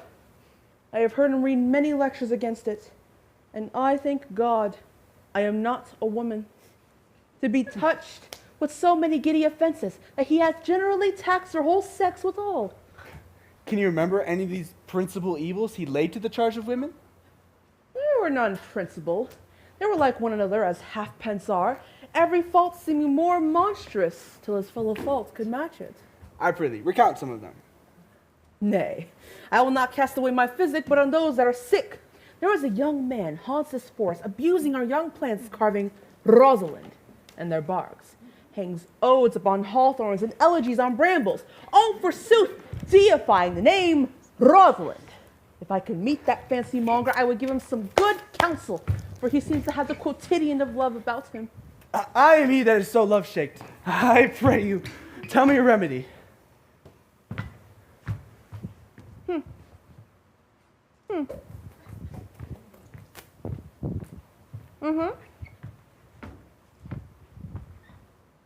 Mm-hmm. There are none of my uncle's marks about you. He taught me how to know a man is in love, in which cage of rushes I'm sure you are not prisoner. What were his marks? A lean cheek, a blue eye and sunken, and unquestionable spirits, a beard neglected, which you have not. But I pardon you for that, for simply in your having a beard is a younger brother's revenue. Then your hose should be ungartered, your sleeve unbuttoned, and your shoe untied, and everything about you demonstrating a careless desolation.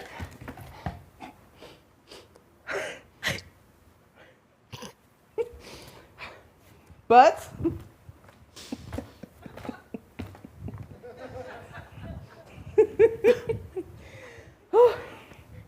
you are no such man.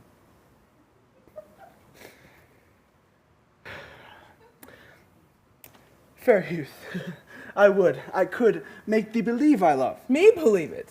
You may as seem as make her that you love believe it, which I warrant she is apter to do than to confess she does.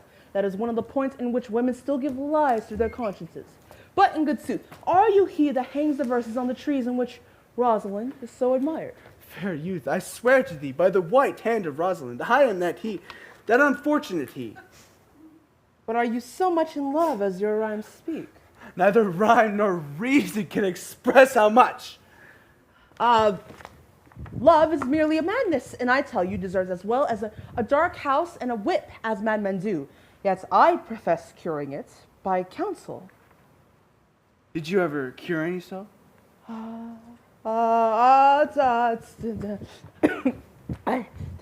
Yes, one, and in this manner.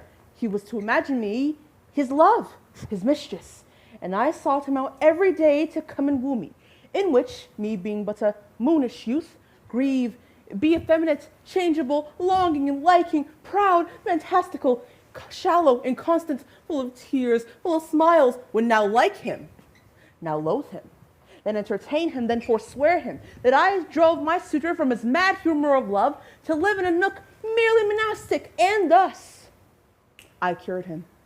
And this way I shall do the same to you, that I shall wash your liver clean as a sound sheep's heart, that there will not be one spot of love in it. I would not be cured, youth. I would cure you if you would but call me Rosalind and come every day to my cote and woo me.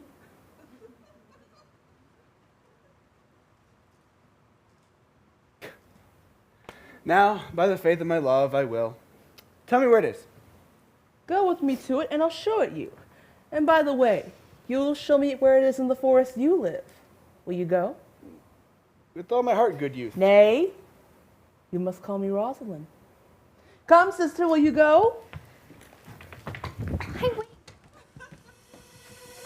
She was in love with a boy, in love with a girl, so in love with the world, so beautiful. She was in love with the night, the way the sun shines. All she needed was love to have to hold, and nobody could make her feel down. She was always smiling from ear to ear, and everybody wondered if would she ever know the feeling of tears?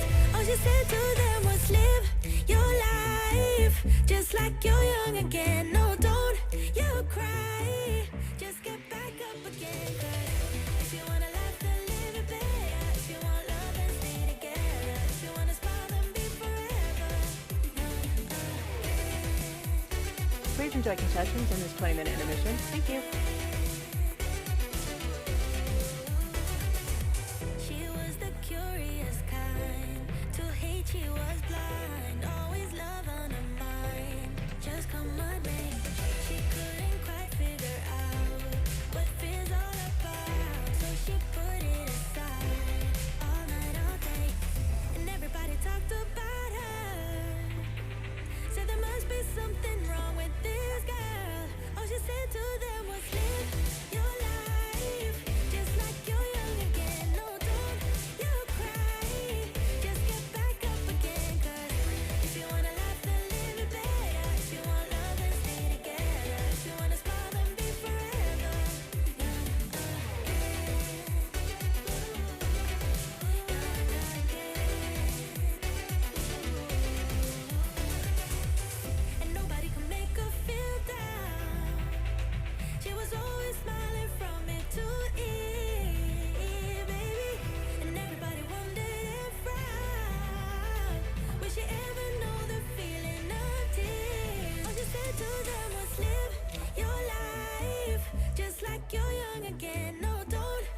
ever cry.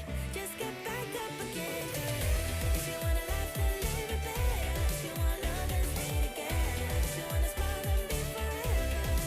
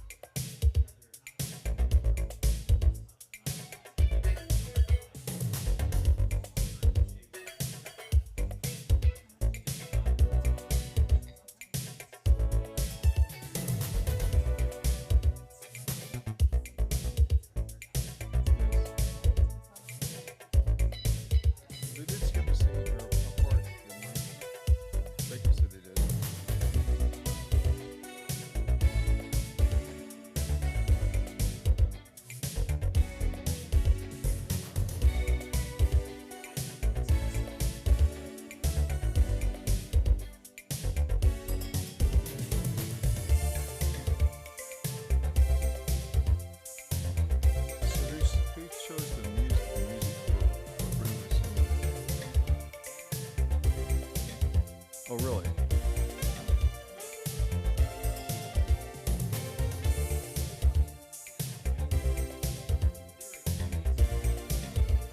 Well, that one was, yeah. So.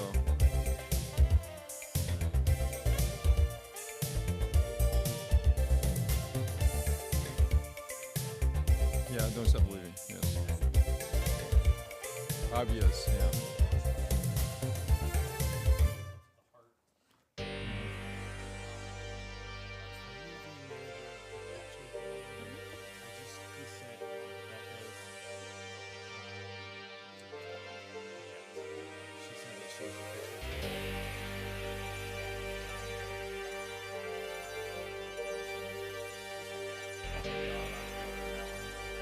She wasn't sure, so I went ahead and said it for her.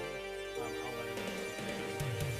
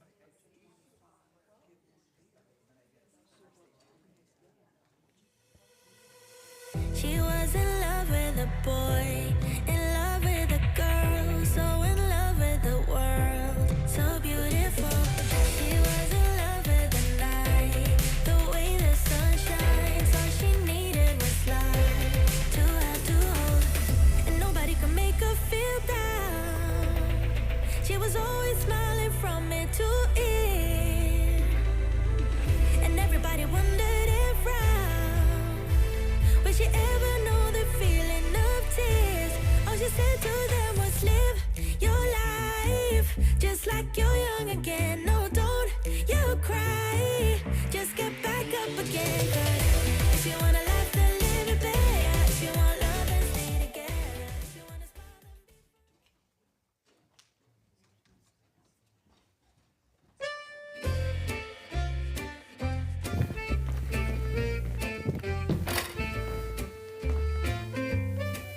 Are you guys enjoying the show?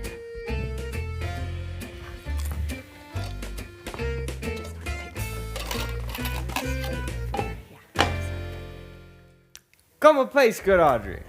I will fetch up your goats, Audrey. And now, Audrey, am I the man yet? Doth my simple feature content you? Your features? Lord Warrantus, what features? I am here with thee and thy goats, as the most capricious poet, honest Ovid, was among the Goths. Ugh, knowledge ill inhabited, worse than Jove in a thatched house. When a man's verse cannot be understood, nor a man's good wit seconded with the fore-child understanding, it strikes a man more dead than a great reckoning in a little room. Truly, I would the gods had made thee poetical. I do not know what poetical is. Is it honest indeed in word? Is it a true thing? No, truly, for the truest poetry is the most feigning. And lovers are given to poetry, and what they swear in poetry may be said as lovers they do feign. A material fool. But be it as it may be, I will marry thee, and to that end I have been with Sir Oliver Martex, the vicar of the next village, who has promised to meet me here in this place of the forest and to couple us. I would fain see this meeting. Will the gods give us joy? Amen. A man may, if he were of fearful heart, stagger in this attempt. For here we have no temple but the wood, no assembly but horned beasts. But what though? Courage. As horns are odious, they are necessary. Is the single man therefore blessed? No. As a walled town is more worthier than a village, so the forehead of a married man is more honorable than the bare brow of a bachelor. Here comes Sir Oliver. Sir Oliver Martex, you are well met. Oh, will you marry us here, or shall we go with you to your chapel? Is there no one here to give the woman? I will not take her on gift of any man. Truly she must be given, or the marriage is not lawful. Proceed. I'll give her. Good evening, good master, You are very well met, sir. I'm very happy to see you here. God ild you for your last company. Will you be married, Motley? As the ox hath its bow, the horse its curb, and the falcon her bell, so man has his desires. And as pigeons bill, so wedlock would be nibbling. And will you, being a man of your breeding, be married under a bush like a beggar? Get you to church. Have a good priest who can tell you what marriage is. This fellow will but join you together as they join wainscot. And then one of you will prove a shrunk panel and warp. Go thou with me, and let me counsel thee. Come, Audrey, we will be married. Farewell, good master Oliver, not, oh, sweet Oliver, oh, brave Oliver, leave me not behind thee, but wend away. Be gone, I say. I will not to wedding with thee.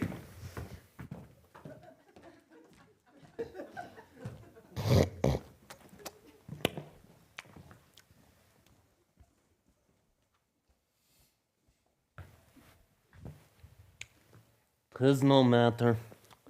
Ne'er a fantastical knave of them all shall flout me out of my calling.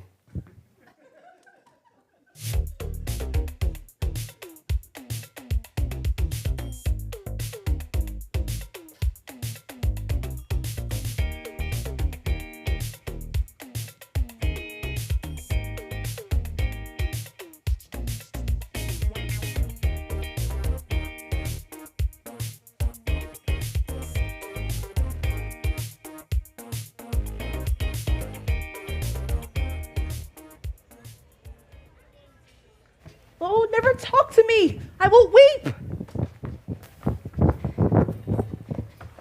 Do I prithee? Yet have the grace to consider that tears do not become a man. But have I not cause to weep? As good cause as one would desire, therefore weep. Oh, his hair is of the dissembling color. Something browner than Judas's. Mary, his kisses are Judas's own children. If faith. His hair is of a good color. An excellent color. Chestnut was ever the only color. and his kissing is as full of sanctity as the touch of holy bread.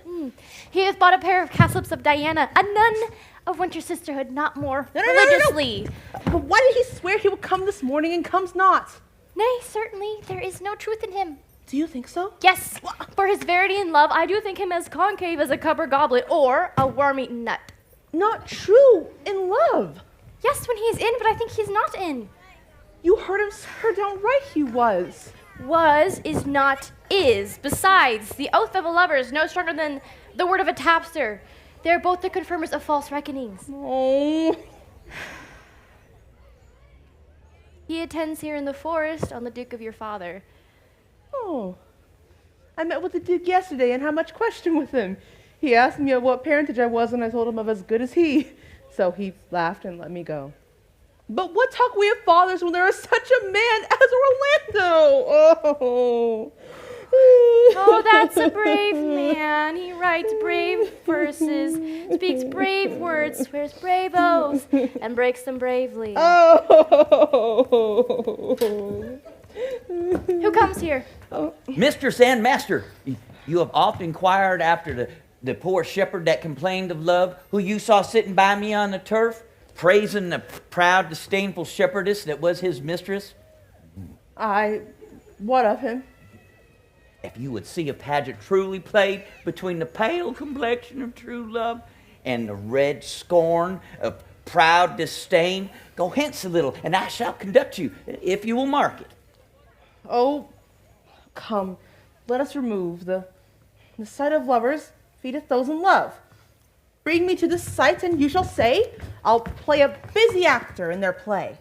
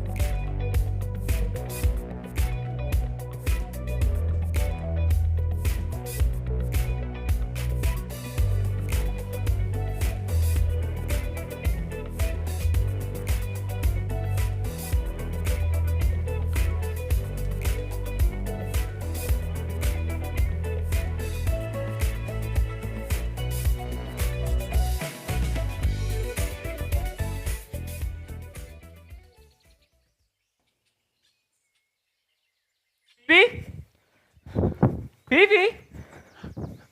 Phoebe? Phoebe? Phoebe? Phoebe? Phoebe? You're not Phoebe. Phoebe!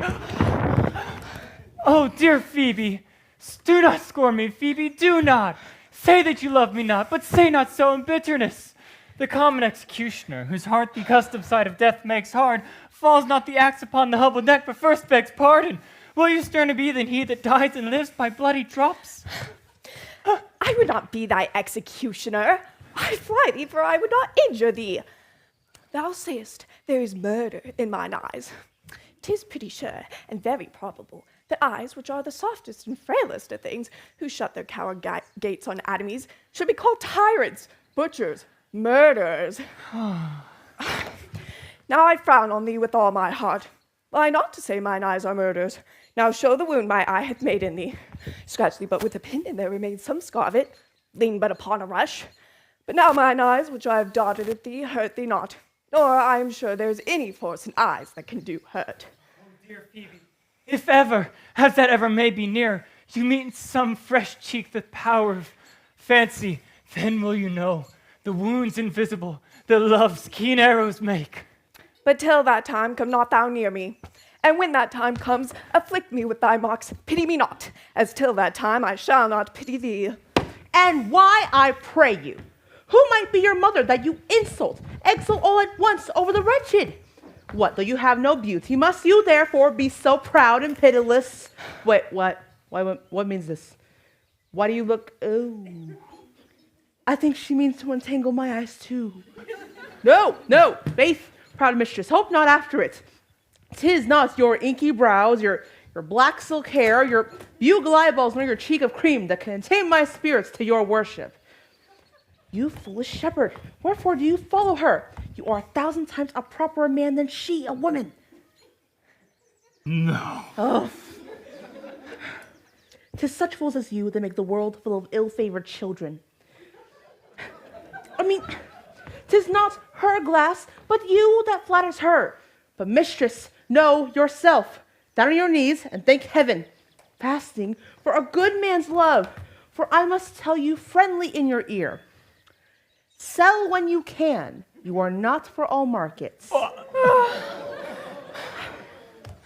Cry the man mercy. Love him. Take his offer. So take her to the shepherd. Fare you well. Sweet youth, I pray you, chide a year together. I'd rather hear you chide than this man woo. He's fallen in love with your foulness, and she'll fall in love with my anger. If it be so, as fast as she answers with frowning looks, I'll sauce her up with bitter words. Why you look so upon me? For no ill will, I bear you. I pray you do not fall in love with me, for I am falser than vows made in wine. Will you go, sister? Shepherd, ply her hard. Come, sister. Shepherdess, look better on him and be not proud. Though all the world could see, no one is so abused in the sight as he. Dead shepherd, now I find thy saw of might. Whoever loved that loved not at first sight. Sweet Phoebe. What sayest thou, Silvius? Sweet Phoebe. Pity me. Why, I am sorry for thee, gentle Silvius. Wherever sorrow is, relief would be. If you do sorrow at my grief and love, then by giving love, your sorrow and my grief were both extermined. Thou hast my love. Is not that neighborly? And I would have you. Why, that were covetousness. Silvius, the time was that I hated thee. And yet it is not that I bear thee love. But since that thou canst talk of love so well, thy company, which erst was irksome to me, I will endure. And I'll employ thee too, but do not look for further recompense than thine own gladness that thou art employed.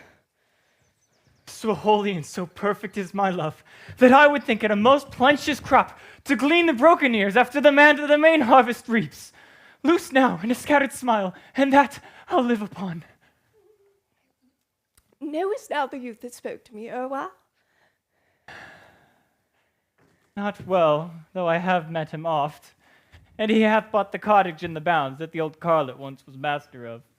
Think not I love him, though I ask for him. 'Tis but a peevish boy, yet he talks well. But what care I for words?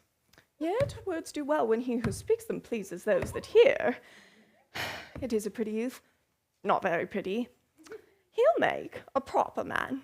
The best thing in him is his complexion, and faster than his tongue did make offences, I did heal it up.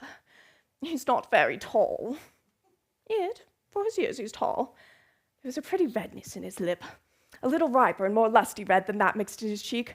'Twas just the difference between the constant red and mingled damask. There be some women, Silvius, had they marked him in parcels as I did, would have gone near to fall in love with him. But for my part, I love him not, nor hate him not. And yet I have more cause to hate him than to love him.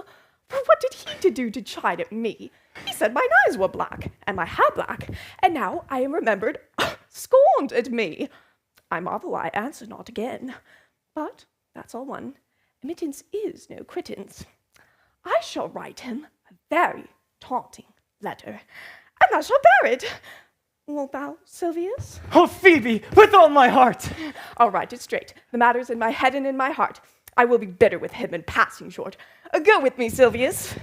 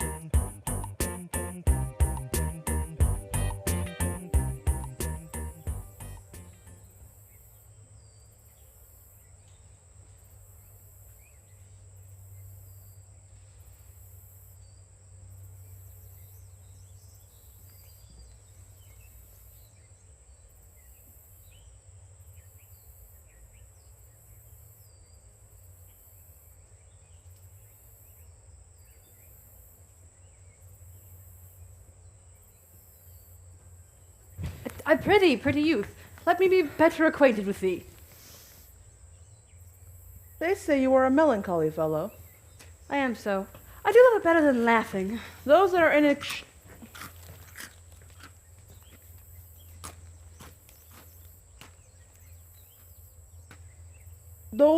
extremity of both are abominable fellows and betray themselves to every modern censure worse than drunkards. Well, 'tis good to be sad and say nothing. Why then 'tis good to be a post.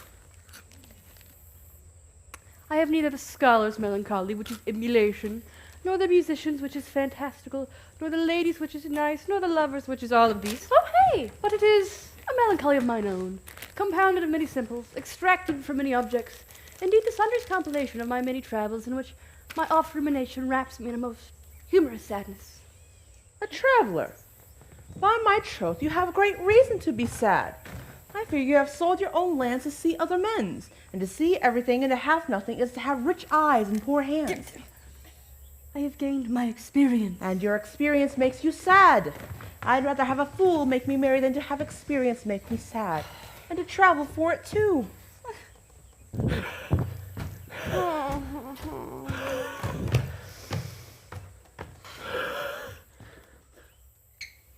Good day and happiness, dear Rosalind. Nay then, God be with ye. And you talk in blank verse. Farewell, mademoiselle traveler. Why, how now, Orlando? Where have you been all this while? You, a lover? And you serve me such another trick. Never come in my sight more. But my dear Rosalind, I come within an hour of my promise. Break an hour's promise in love. He that will divide a minute into the 1,000th part, but break a part of that 1,000th part of a minute in the affairs of love, it may as well be said that Cupid have clapped him o'er the shoulder, but I'll warrant him heart whole. Pardon me, dear Rosalind. Nay, and you come so tardy too. Come no more in my sight.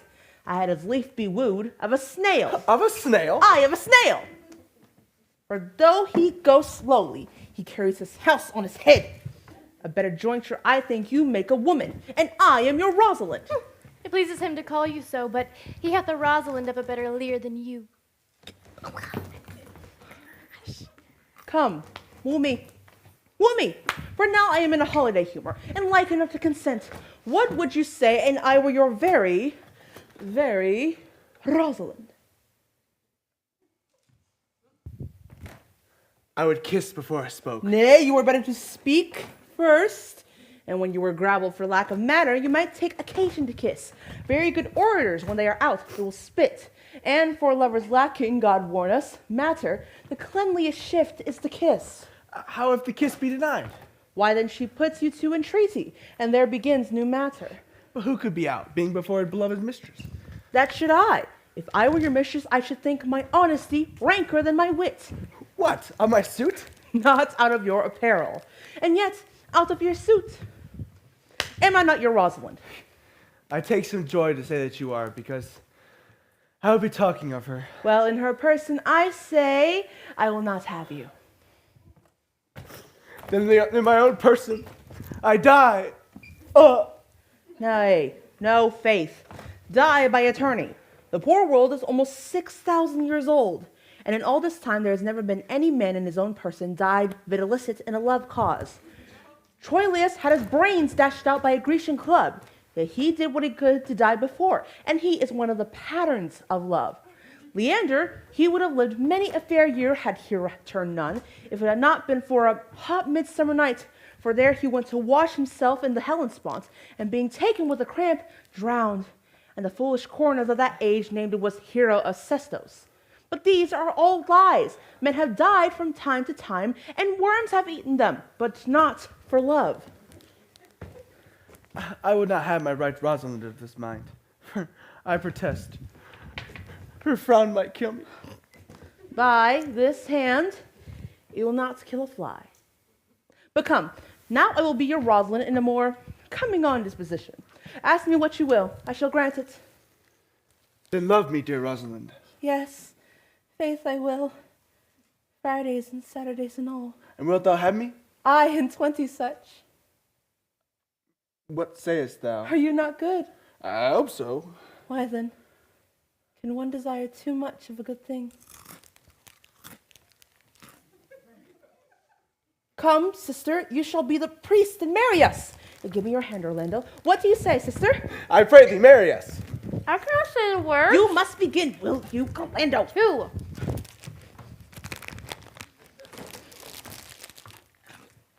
Will you, Orlando, have to wife this Rosalind? I will. Aye, but when? How now? As soon as she can marry us. Then you must say, I take thee, Rosalind, for wife. I do take thee, Rosalind, for wife. I might take your commission to say this, but I do take thee, Orlando, for husband. Now, tell me how long you would have her after you have possessed her. Forever and a day. Say a day without the ever. No, Orlando. Men are April when they woo, December when they wed. Maids are May when they are maids, but the sky changes when they are wives. I will be more jealous of thee than a Barbary cock pigeon against its hen, more clamorous than a parrot against rain, more newfangled than an ape, and more giddy in my offenses than a monkey. I will weep like the fountain of Diana, and I will do that when thou art disposed to be merry, and I will laugh like a hyena, and I will do that when thou art disposed to sleep. But will my Rosalind do so? By my life, she will do as I do. But she is wise. Or else she could not have the wit to do this. Make the doors upon a woman's wit, and it will out at the casement. Shut that, and it will out at the keyhole. Stop that, and it will fly out the smoke into the chimney. For these 2 hours, Rosalind, I will leave thee. Alas, dear love, I cannot lack thee 2 hours. I must attend the Duke at dinner. By 2 o'clock, I will be with thee again. Aye. Go your ways, go your ways. I knew what you would prove. My friends told me as much, and I thought nothing of it. That flattering tongue of yours won me. 'Tis but to cast away, and so come death. 2 o'clock is your hour? Aye, sweet Rosalind. By my troth, and in good earnest. And so God mend me, and by all pretty oaths that are not dangerous, if you break but 1 jot of your promise, and come 1 minute behind the hour, I will think you the most pathetical break promise, and the most hollow lover, and the most unworthy of her you call Rosalind, that you may be picked out of the gross band of the unfaithful. Therefore beware my censure, and keep your promise. With no less religion, if thou wert indeed my Rosalind. So, adieu. Well, time is the old justice that examines such offenders, and let time try. Adieu.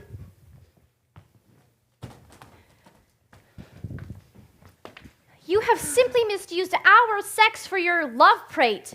We must have your doublet and hose plucked over your head and show the world what the bird has done to her own nest. Oh, cuz, my pretty little cuz.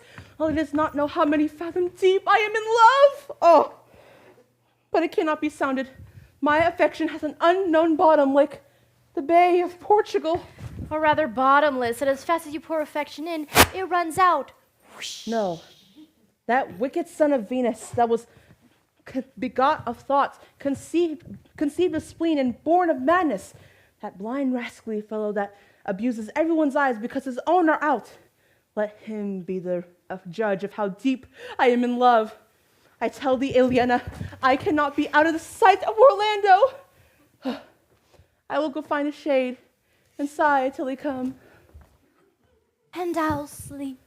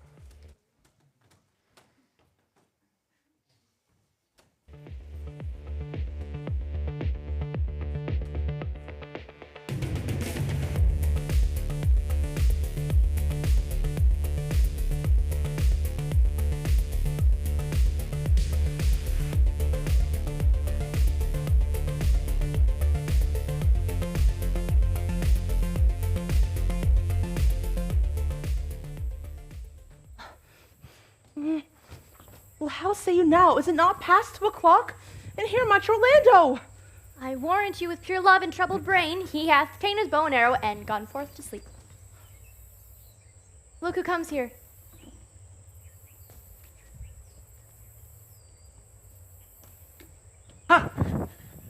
My errand is to you, fair youth. My gentle Phoebe bid me give you this. I know not the contents, but as I guess by the stern brown, waspish action in which she was writing of it, it bears an angry tenor.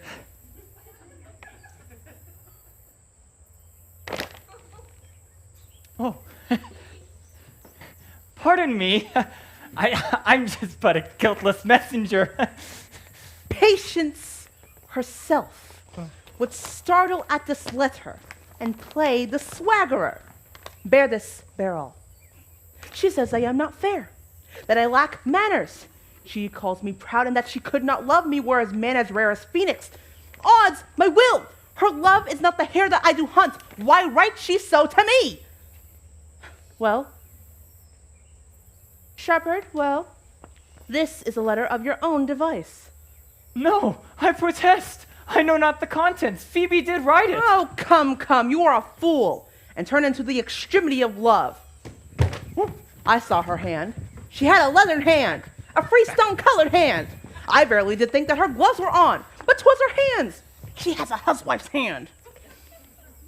But that's no matter. I say she never did write this letter. This is a man's invention, and his hand. Sure, it is hers. Why, 'tis a boisterous and cruel style, a style for challengers. She defies me. Woman's gentle brain could not write such a giant, rude invention. Will you hear this letter? So please you, for I have scarce heard it yet, although I heard too much of Phoebe's cruelty. She Phoebe's me. Mark how the tyrant writes. Art thou a god to shepherd turn, that a maiden's heart hath burned? Can a woman rail thus? Call you this railing? Why thy godhead laid apart, warrest thou with a woman's heart? Did you ever hear such railing? While the eye of man did woo me, that could do no vengeance to me, meaning me, a beast. If the scorn of thy bright eyne have power to raise such love in mine, alack in me, what strange effect would work in mild aspect? Whiles you chid me I did love, how then might your prayers move? What? He that brings this love to thee, little knows this love in me. And by him seal up thy mind, whether that thy youth and kind will this faithful offer take of me and all that I can make, or else by him my love deny, and then I'll study how to die. Call you this chiding? Alas, poor shepherd.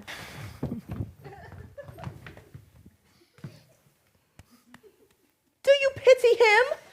No, he deserves no pity. Wilt thou love such a woman? What, to be an instrument and play false strains upon thee?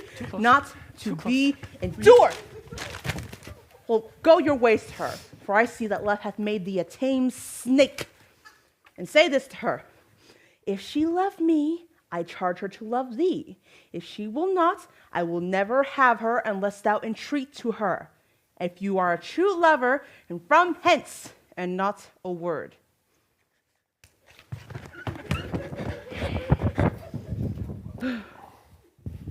For here comes new company.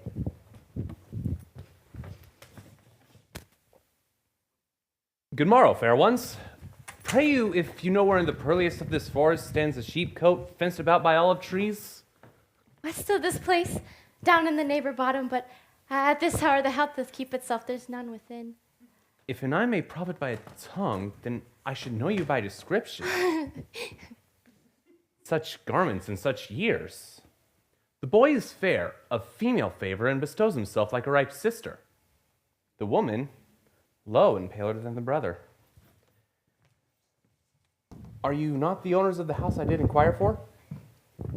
It is no boast being asked to say that we are. Orlando doth commend himself to you both. And to the youth that he calls his Rosalind, he sends this bloody napkin. Are you he? I am. What must we understand by this? Some of my shame, if you will know of me, what man I was, and how and why and where this handkerchief was stained. I pray you tell it. When last the young Orlando parted from you, he left a promise to return again within the hour. And as he paced through the forest, chewing the food of sweet and bitter fancy, lo it befell. He cast his eye aside and marked what object did present itself. Under an oak, whose boughs were mossed with age, high-top bald with dry antiquity, a wretched, ragged man, with hair o'ergrown, lay sleeping on his back. About his neck, a green and gilded serpent had wreathed itself, with their heads in nimble threats did approach the opening of the man's mouth. But upon seeing Orlando, it unlinked itself, and slithered, and with indented gilded glides made its way unto a bush, under which bush's shade, a lioness with udders all drawn dry, lay crouching, head on ground, with cat-like prowess, that when the sleeping man should stir, for 'tis the royal nature of such a beast to prey on nothing that doth seem is dead, this seen, Orlando approached the man and found it was his brother, his elder brother. I did hear him speak of the same brother. He did render him the most unnatural that lived amongst men. He might well so do, for well I know he was unnatural. But to Orlando, did he leave him there? Food to the sucked and hungry lioness. Twice he turned his back and purposed so. But kindness, ever stronger than revenge, and nature, nobler than his just occasion, made him give battle to the lioness, which quickly fell before him, in which, hurtling from miserable slumber, I awaked. Are you his brother? Was you he rescued? Was you that did so oft contrive to kill him? 'Twas I, but 'tis not I. I do not shame to tell you that I was, since my conversion so sweetly tastes, being the thing I am. But for the bloody napkin. By and by, from the first to the last betwixt us two, tears our countenance would kindly bathe as to how I came into that desert place. In brief, he led me to the gentle Duke, who outfitted me with fresh array and entertainments, entrusting me unto my brother's love. He immediately led me to his cave, there stripped himself, and here upon his arm the lioness had torn some flesh away, which all this while had bled. He fainted, and in fainting cried upon his Rosalind. Brief, I recovered him, and bound up the wound, and being strong at heart, he sent me hither, stranger as I am, to tell this story, and to give this napkin dyed in his blood to the shepherd youth that he doth in sport call his Rosalind. Wait, Ganymede, sweet Ganymede. Many will swoon when they do look on blood. There's more in it. Cousin Ganymede. Look, he recovers. I would if I were at home. We'll draw you thither. I pray you take him by the arm. Be of good cheer, youth. You a man, you like a man's hearts. I do. I confess it, but Sirrah, a body would think this was well counterfeited. Do tell your brother how well I counterfeited. Hi-ho! Oh, This was not counterfeits. There's too great a testimony in your complexion that it was a passion of earnest. counterfeited, I assure you. Well then, take heart and counterfeit to be a man. So I do, but in faith, I should have been a woman by rights. Come, you look paler and paler. Pray you draw homewards. Sir, go with us. That will I. For I must then answer back how you excuse my brother, Rosalind. I shall devise something, but I pray you, commend my counterfeiting to your brother. Will you go? Okay.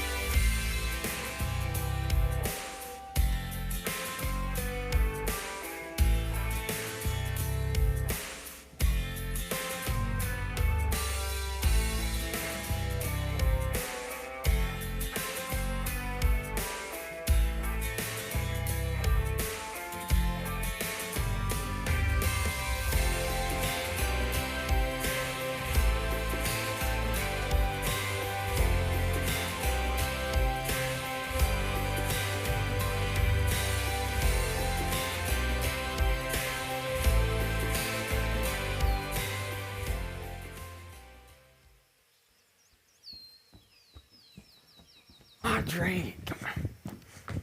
Audrey. We will find a time, Audrey. Patience, gentle Audrey. Faith, the priest was good enough for all the old gentleman's saying. A most wicked Sir Oliver, Audrey. A most vile Martext. But, Audrey, there is a youth here in the forest lays claim to you. I know who 'tis. He has no interest in me in the world. Here comes the man you mean. It is meat and drink to me to see a clown. By my troth, we that have good wits have much to answer for. We shall be flouting, we cannot hold. Good even, Audrey. Good even, William. Good even to you too, sir. Good even, gentle friend. Cover thy head, nay, prithee be covered. What is thy age, friend? 5 and 20, sir. All right, Page. Was born in the forest here? Aye, sir, I thank God. Thank God, a good answer. Art rich? Faith, sir, so-so. So-so is good, very excellent, good. And yet, it is not. It is but so-so. Art wise? Aye, sir, I have a pretty wit. Why, thou sayest well. I do now remember a saying, the fool doth think he is wise, but the wise man knows himself to be a fool. You do love this maid? I do, sir. Take my hand. Art thou learned? No, sir. Then learn this of me. To have is to have. For it is a figure in rhetoric that drink being poured from a cup into a glass by filling the one doth empty the other. For all your writers do consent that Ipsy is he. Now you are not Ipsy, for I am he. Which he, sir? He, sir, that must marry this woman. Therefore, you clown, abandon, which is in the vulgar leave, the company, which in the bourse is company, of this female, which in the common is woman, which together is, abandon the society of this female, or clown, thou perishest, or to thy better understanding, diest, or to wit, I kill thee. Make thee away, translate thy life into death. I will deal in poison with you, or in bastinado, or in steel. I will kill you 150 ways, therefore tremble and depart. Audrey? Huh? Duke and William. God rest you merry, sir.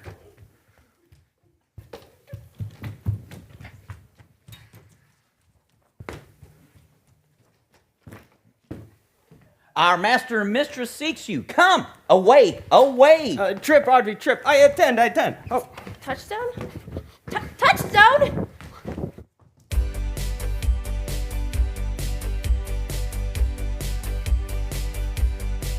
Would you like to go with others? Would you like to go with me? Would you like to go with others? Would you like to go with me?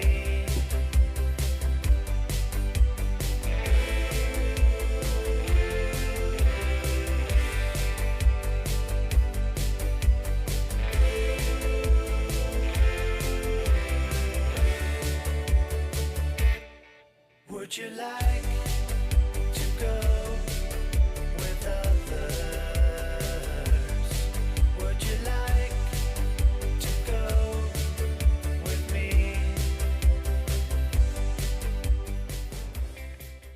Is it possible that on so little acquaintance you should love her, and that but seeing her you should love her, and loving woo and wooing she should grant? And will you persever to enjoy her? Neither call the giddiness of it in question, the poverty of her, the little acquaintance, my sudden wooing, nor her son consenting, but say with me that I love Eliana. Say with her that she loves me. Consent that we may enjoy each other. It shall be to your good. For all that was my father's, all of that was Sir Roland's, I will instate unto you, and here live and die as shepherd. You have my consent. Let the wedding be tomorrow, and thither will I invite the dukes and all his attendant followers. But go you and prepare, Elena, for look here comes my Rosalind. God save you, brother. And you, fair sister. Oh, my my dear Orlando, how it grieves me to see thee wear thy heart in a scarf. This is my arm. I thought thine heart would have been wounded with the claws of a lion.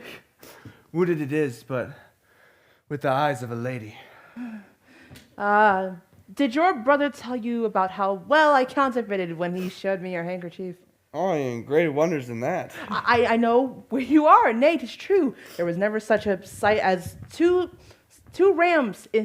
fight of two rams, and Caesar's fantastical brag of I came, I saw, and overcame. For your brother and my sister no sooner met but they looked, no sooner looked but they loved, no sooner loved but they sighed, no sooner sighed but asked each other the reason, no sooner sought the reason but found the remedy. And in these straits they will make a pair of stairs into marriage in which they will climb incontinent, or else be incontinent before marriage. They are in the very wrath of love, and they will be together. Clubs cannot part them. They shall be married tomorrow, but oh, how bitter a thing it is to look into happiness through another man's eyes. And even the more tomorrow shall I be at the height of heart heaviness. But I also will be happy for my brother in having what he wishes for. Why then, tomorrow, can I not serve your turn for Rosalind? I can live no longer by thinking. I will weary you no longer with idle talk. Know of me then, for I speak to some purpose.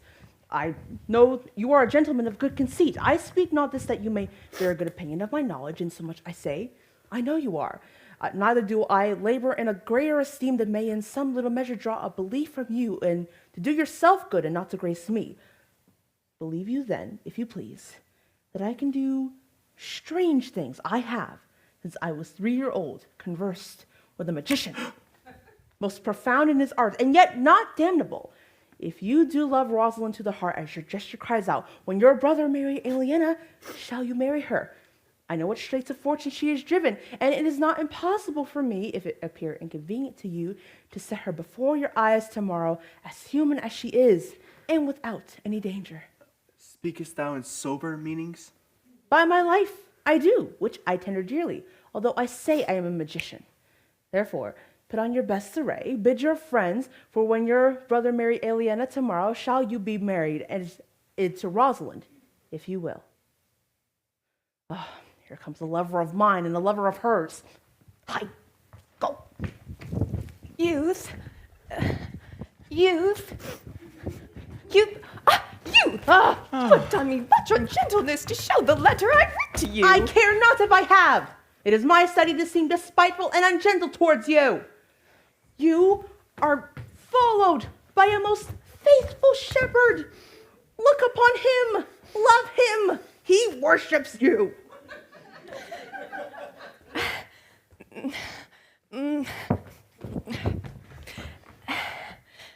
Good shepherd, tell this youth what 'tis to love. It is to be all made of sighs and tears. And so am I for Phoebe. And I for Ganymede. And I for Rosalind. And I for no woman. It is to be all made of faith and service. And so am I for Phoebe. And I for Ganymede. And I for Rosalind. And I for no woman.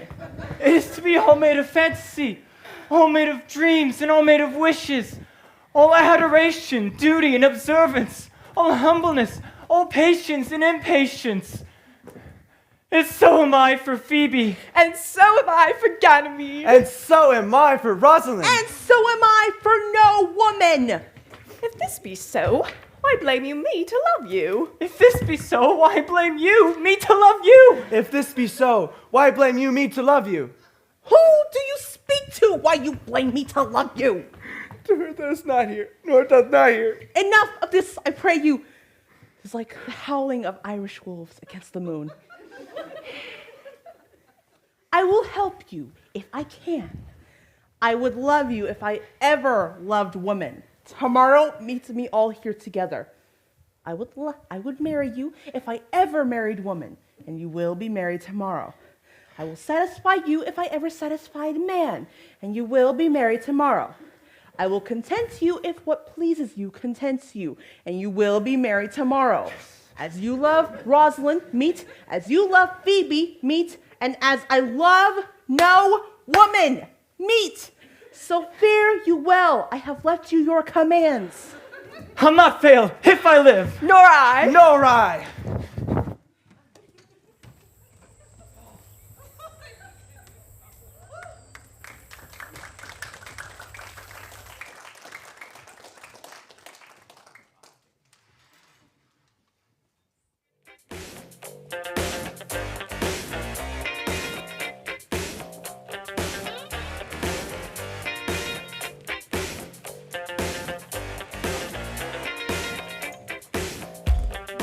Is it just me staring in the mirror on the wall? All I can see is nothing more, no more of nothing at all. Behind that grinning face, you know what I discovered? Avoid an empty space. Is it glory? The voice that Tomorrow is a joyful day, Audrey. Tomorrow, we will be married. Audrey? Yay! I do desire it with all my heart. Here comes Amiens. Well met, honest gentlemen. By my troth, well met. Come, sit, and a song. Well, shall I clap into it roundly without hawking or spitting or saying I'm hoarse, which is the only prologue to a bad voice? Yeah, do it. Yeah. Okay. Hitteth it! Birds. Oh, there it is. Have a seat. It was a lover and his lives that o'er the green cornfield did pass. In springtime, the only prettiering time when birds do sing. Hey, ding-a-ding-ding, sweet lovers' love ring.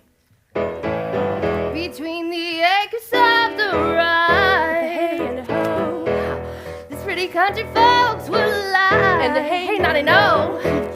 In springtime, the only prettiering time when birds do sing. Hey, ding-a-ding-ding, hey, ding-a-ding-ding, sweet lovers' love ring. Yeah, this carol they began that hour, how life was but a flower. In springtime, the only prettiering time when birds do sing. Hey, ding-a-ding-ding, sweet love's love spring. Therefore, take the present time, for love is crowned in the prime. In springtime, the only prettiering time when birds do sing. Hey, ding-a-ding-ding, excuse me, sweet lover's love spring. Hey, ding-a-ding-ding, sweet lover's love spring.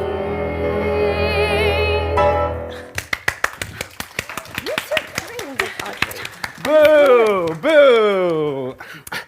Truly, young gentlemen, though there was no great matter in the ditty, yet the note was very untunable. You are mistaken, sir. I lost not my time, I kept my time. By my troth, yes, I count it but time lost to hear such a foolish song. God buy you and God mend your voice. Come, Audrey. But I.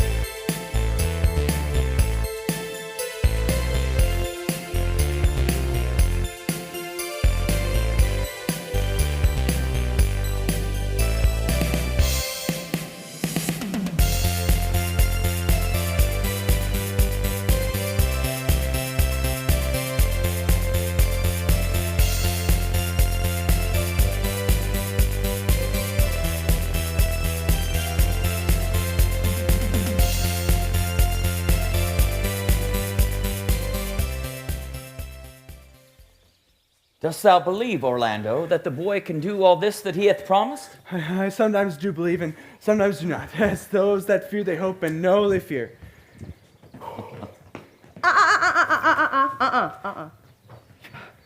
Patience once more while our contract is urged. You say, O Duke, that if I bring your daughter here, you will bestow him onto Orlando here. That would I, had I kingdoms to give with her. You say you'll have her if I bring her. That would I, if I were all of kingdom's king. You say you'll marry me if I be willing. That will I, should I die the hour after. But if you're refusing me, you'll give yourself to this most faithful shepherd. So is the bargain. You say you'll marry her if she will. Oh, to have her and death were both the same thing. No. Okay. I have made all these matters even. Keep your word, O Duke, that you'll give your daughter. You yours, Orlando, that you'll receive his daughter. Keep your word, Phoebe, that you'll marry me, or else refusing me, you'll give yourself to this most faithful shepherd. You keep your word, Silvius, that you'll marry her if she will. And from hence I go to make all these doubts even.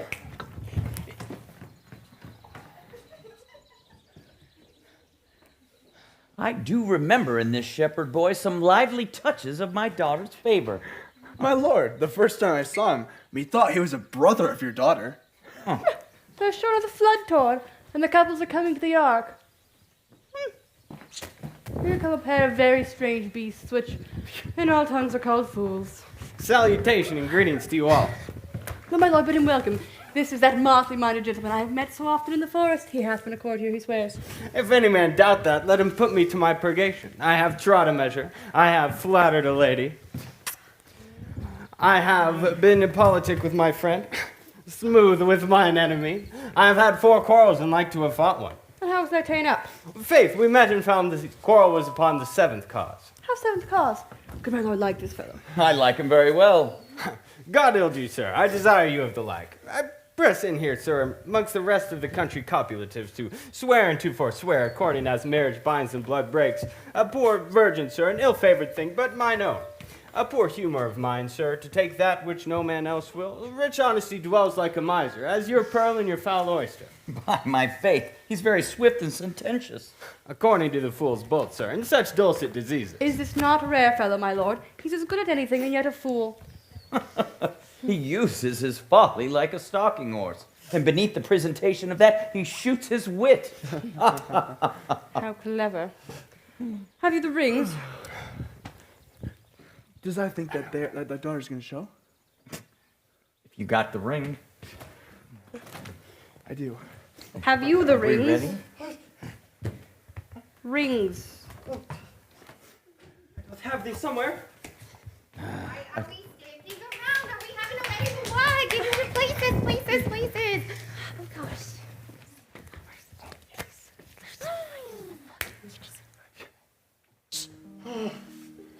Then is there mirth in heaven when earthly things made even atone together? Good Duke, receive thy daughter. Hymen from heaven brought her, yea, brought her hither, that thou mightst join her hand with his, whose heart within his bosom is. To you, I give myself, for I am yours. To you, I give myself, for I am yours. If there be truth in sight, you are my daughter. If there be truth in sight, you are my Rosalind. If sight and shape be true, I then. I'll have no father if you be not he.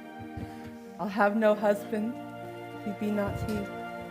Nor I ever marry woman if you be not she. Peace! Oh, I bar confusion. 'Tis I must give conclusion to these most strange events. Here's 8 that must join hands to join in Hymen's bands if truth holds true contents. You and you, no cross shall part. You and you are heart in heart. You to his love must accord, or have a woman to your lord. You and you are sure together, as the winter to foul weather. Whiles a wedlock hymn we sing, feed yourselves with questioning, that reason wonder may diminish. Thus, how we met, and these things finish.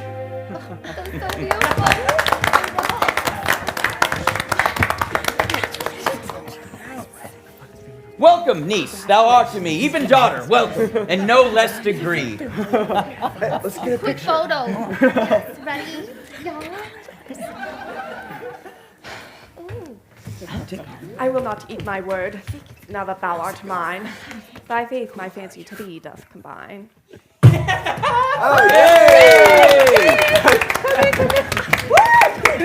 Oh, what a good day.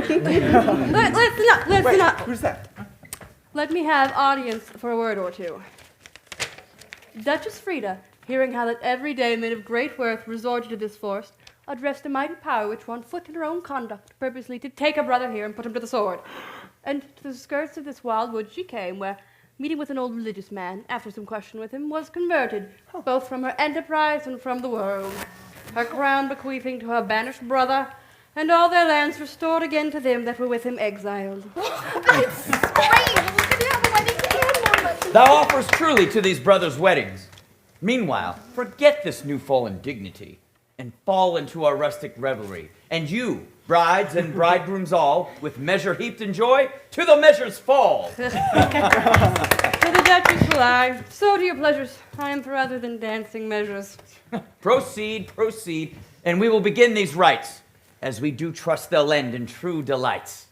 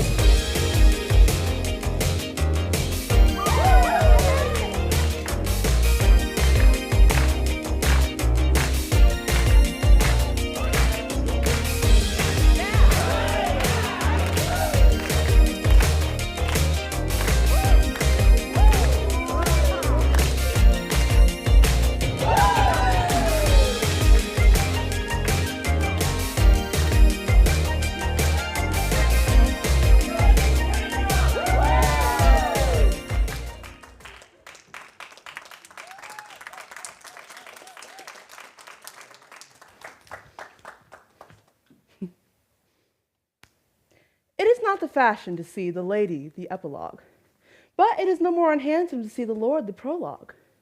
If it be true that good wine needs no bush, then 'tis true that a good play needs no epilogue. Yet to good wine they do use good bushes, and good play is for the better by the help of good epilogues. What a case am I in then, that am neither a good epilogue nor can insinuate with you in the behalf of a good play. I am not furnished like a beggar, therefore to beg will not become me. My way is to conjure you, and I'll begin with the women. I charge you, O women, for the love you bear to men, to like as much as the play may please you. And I charge you, O men, for the love you bear to women, as I perceive by your simpering none of you hates them, till between you and the women the play may please. If I were a woman, I would kiss as many of you that had beards that pleased me, complexions that liked me, and breaths that I defied not. And I am sure that as many of you that have good beards and good faces and sweet breaths will, for my kind offer, when I make curtsy, bid me farewell.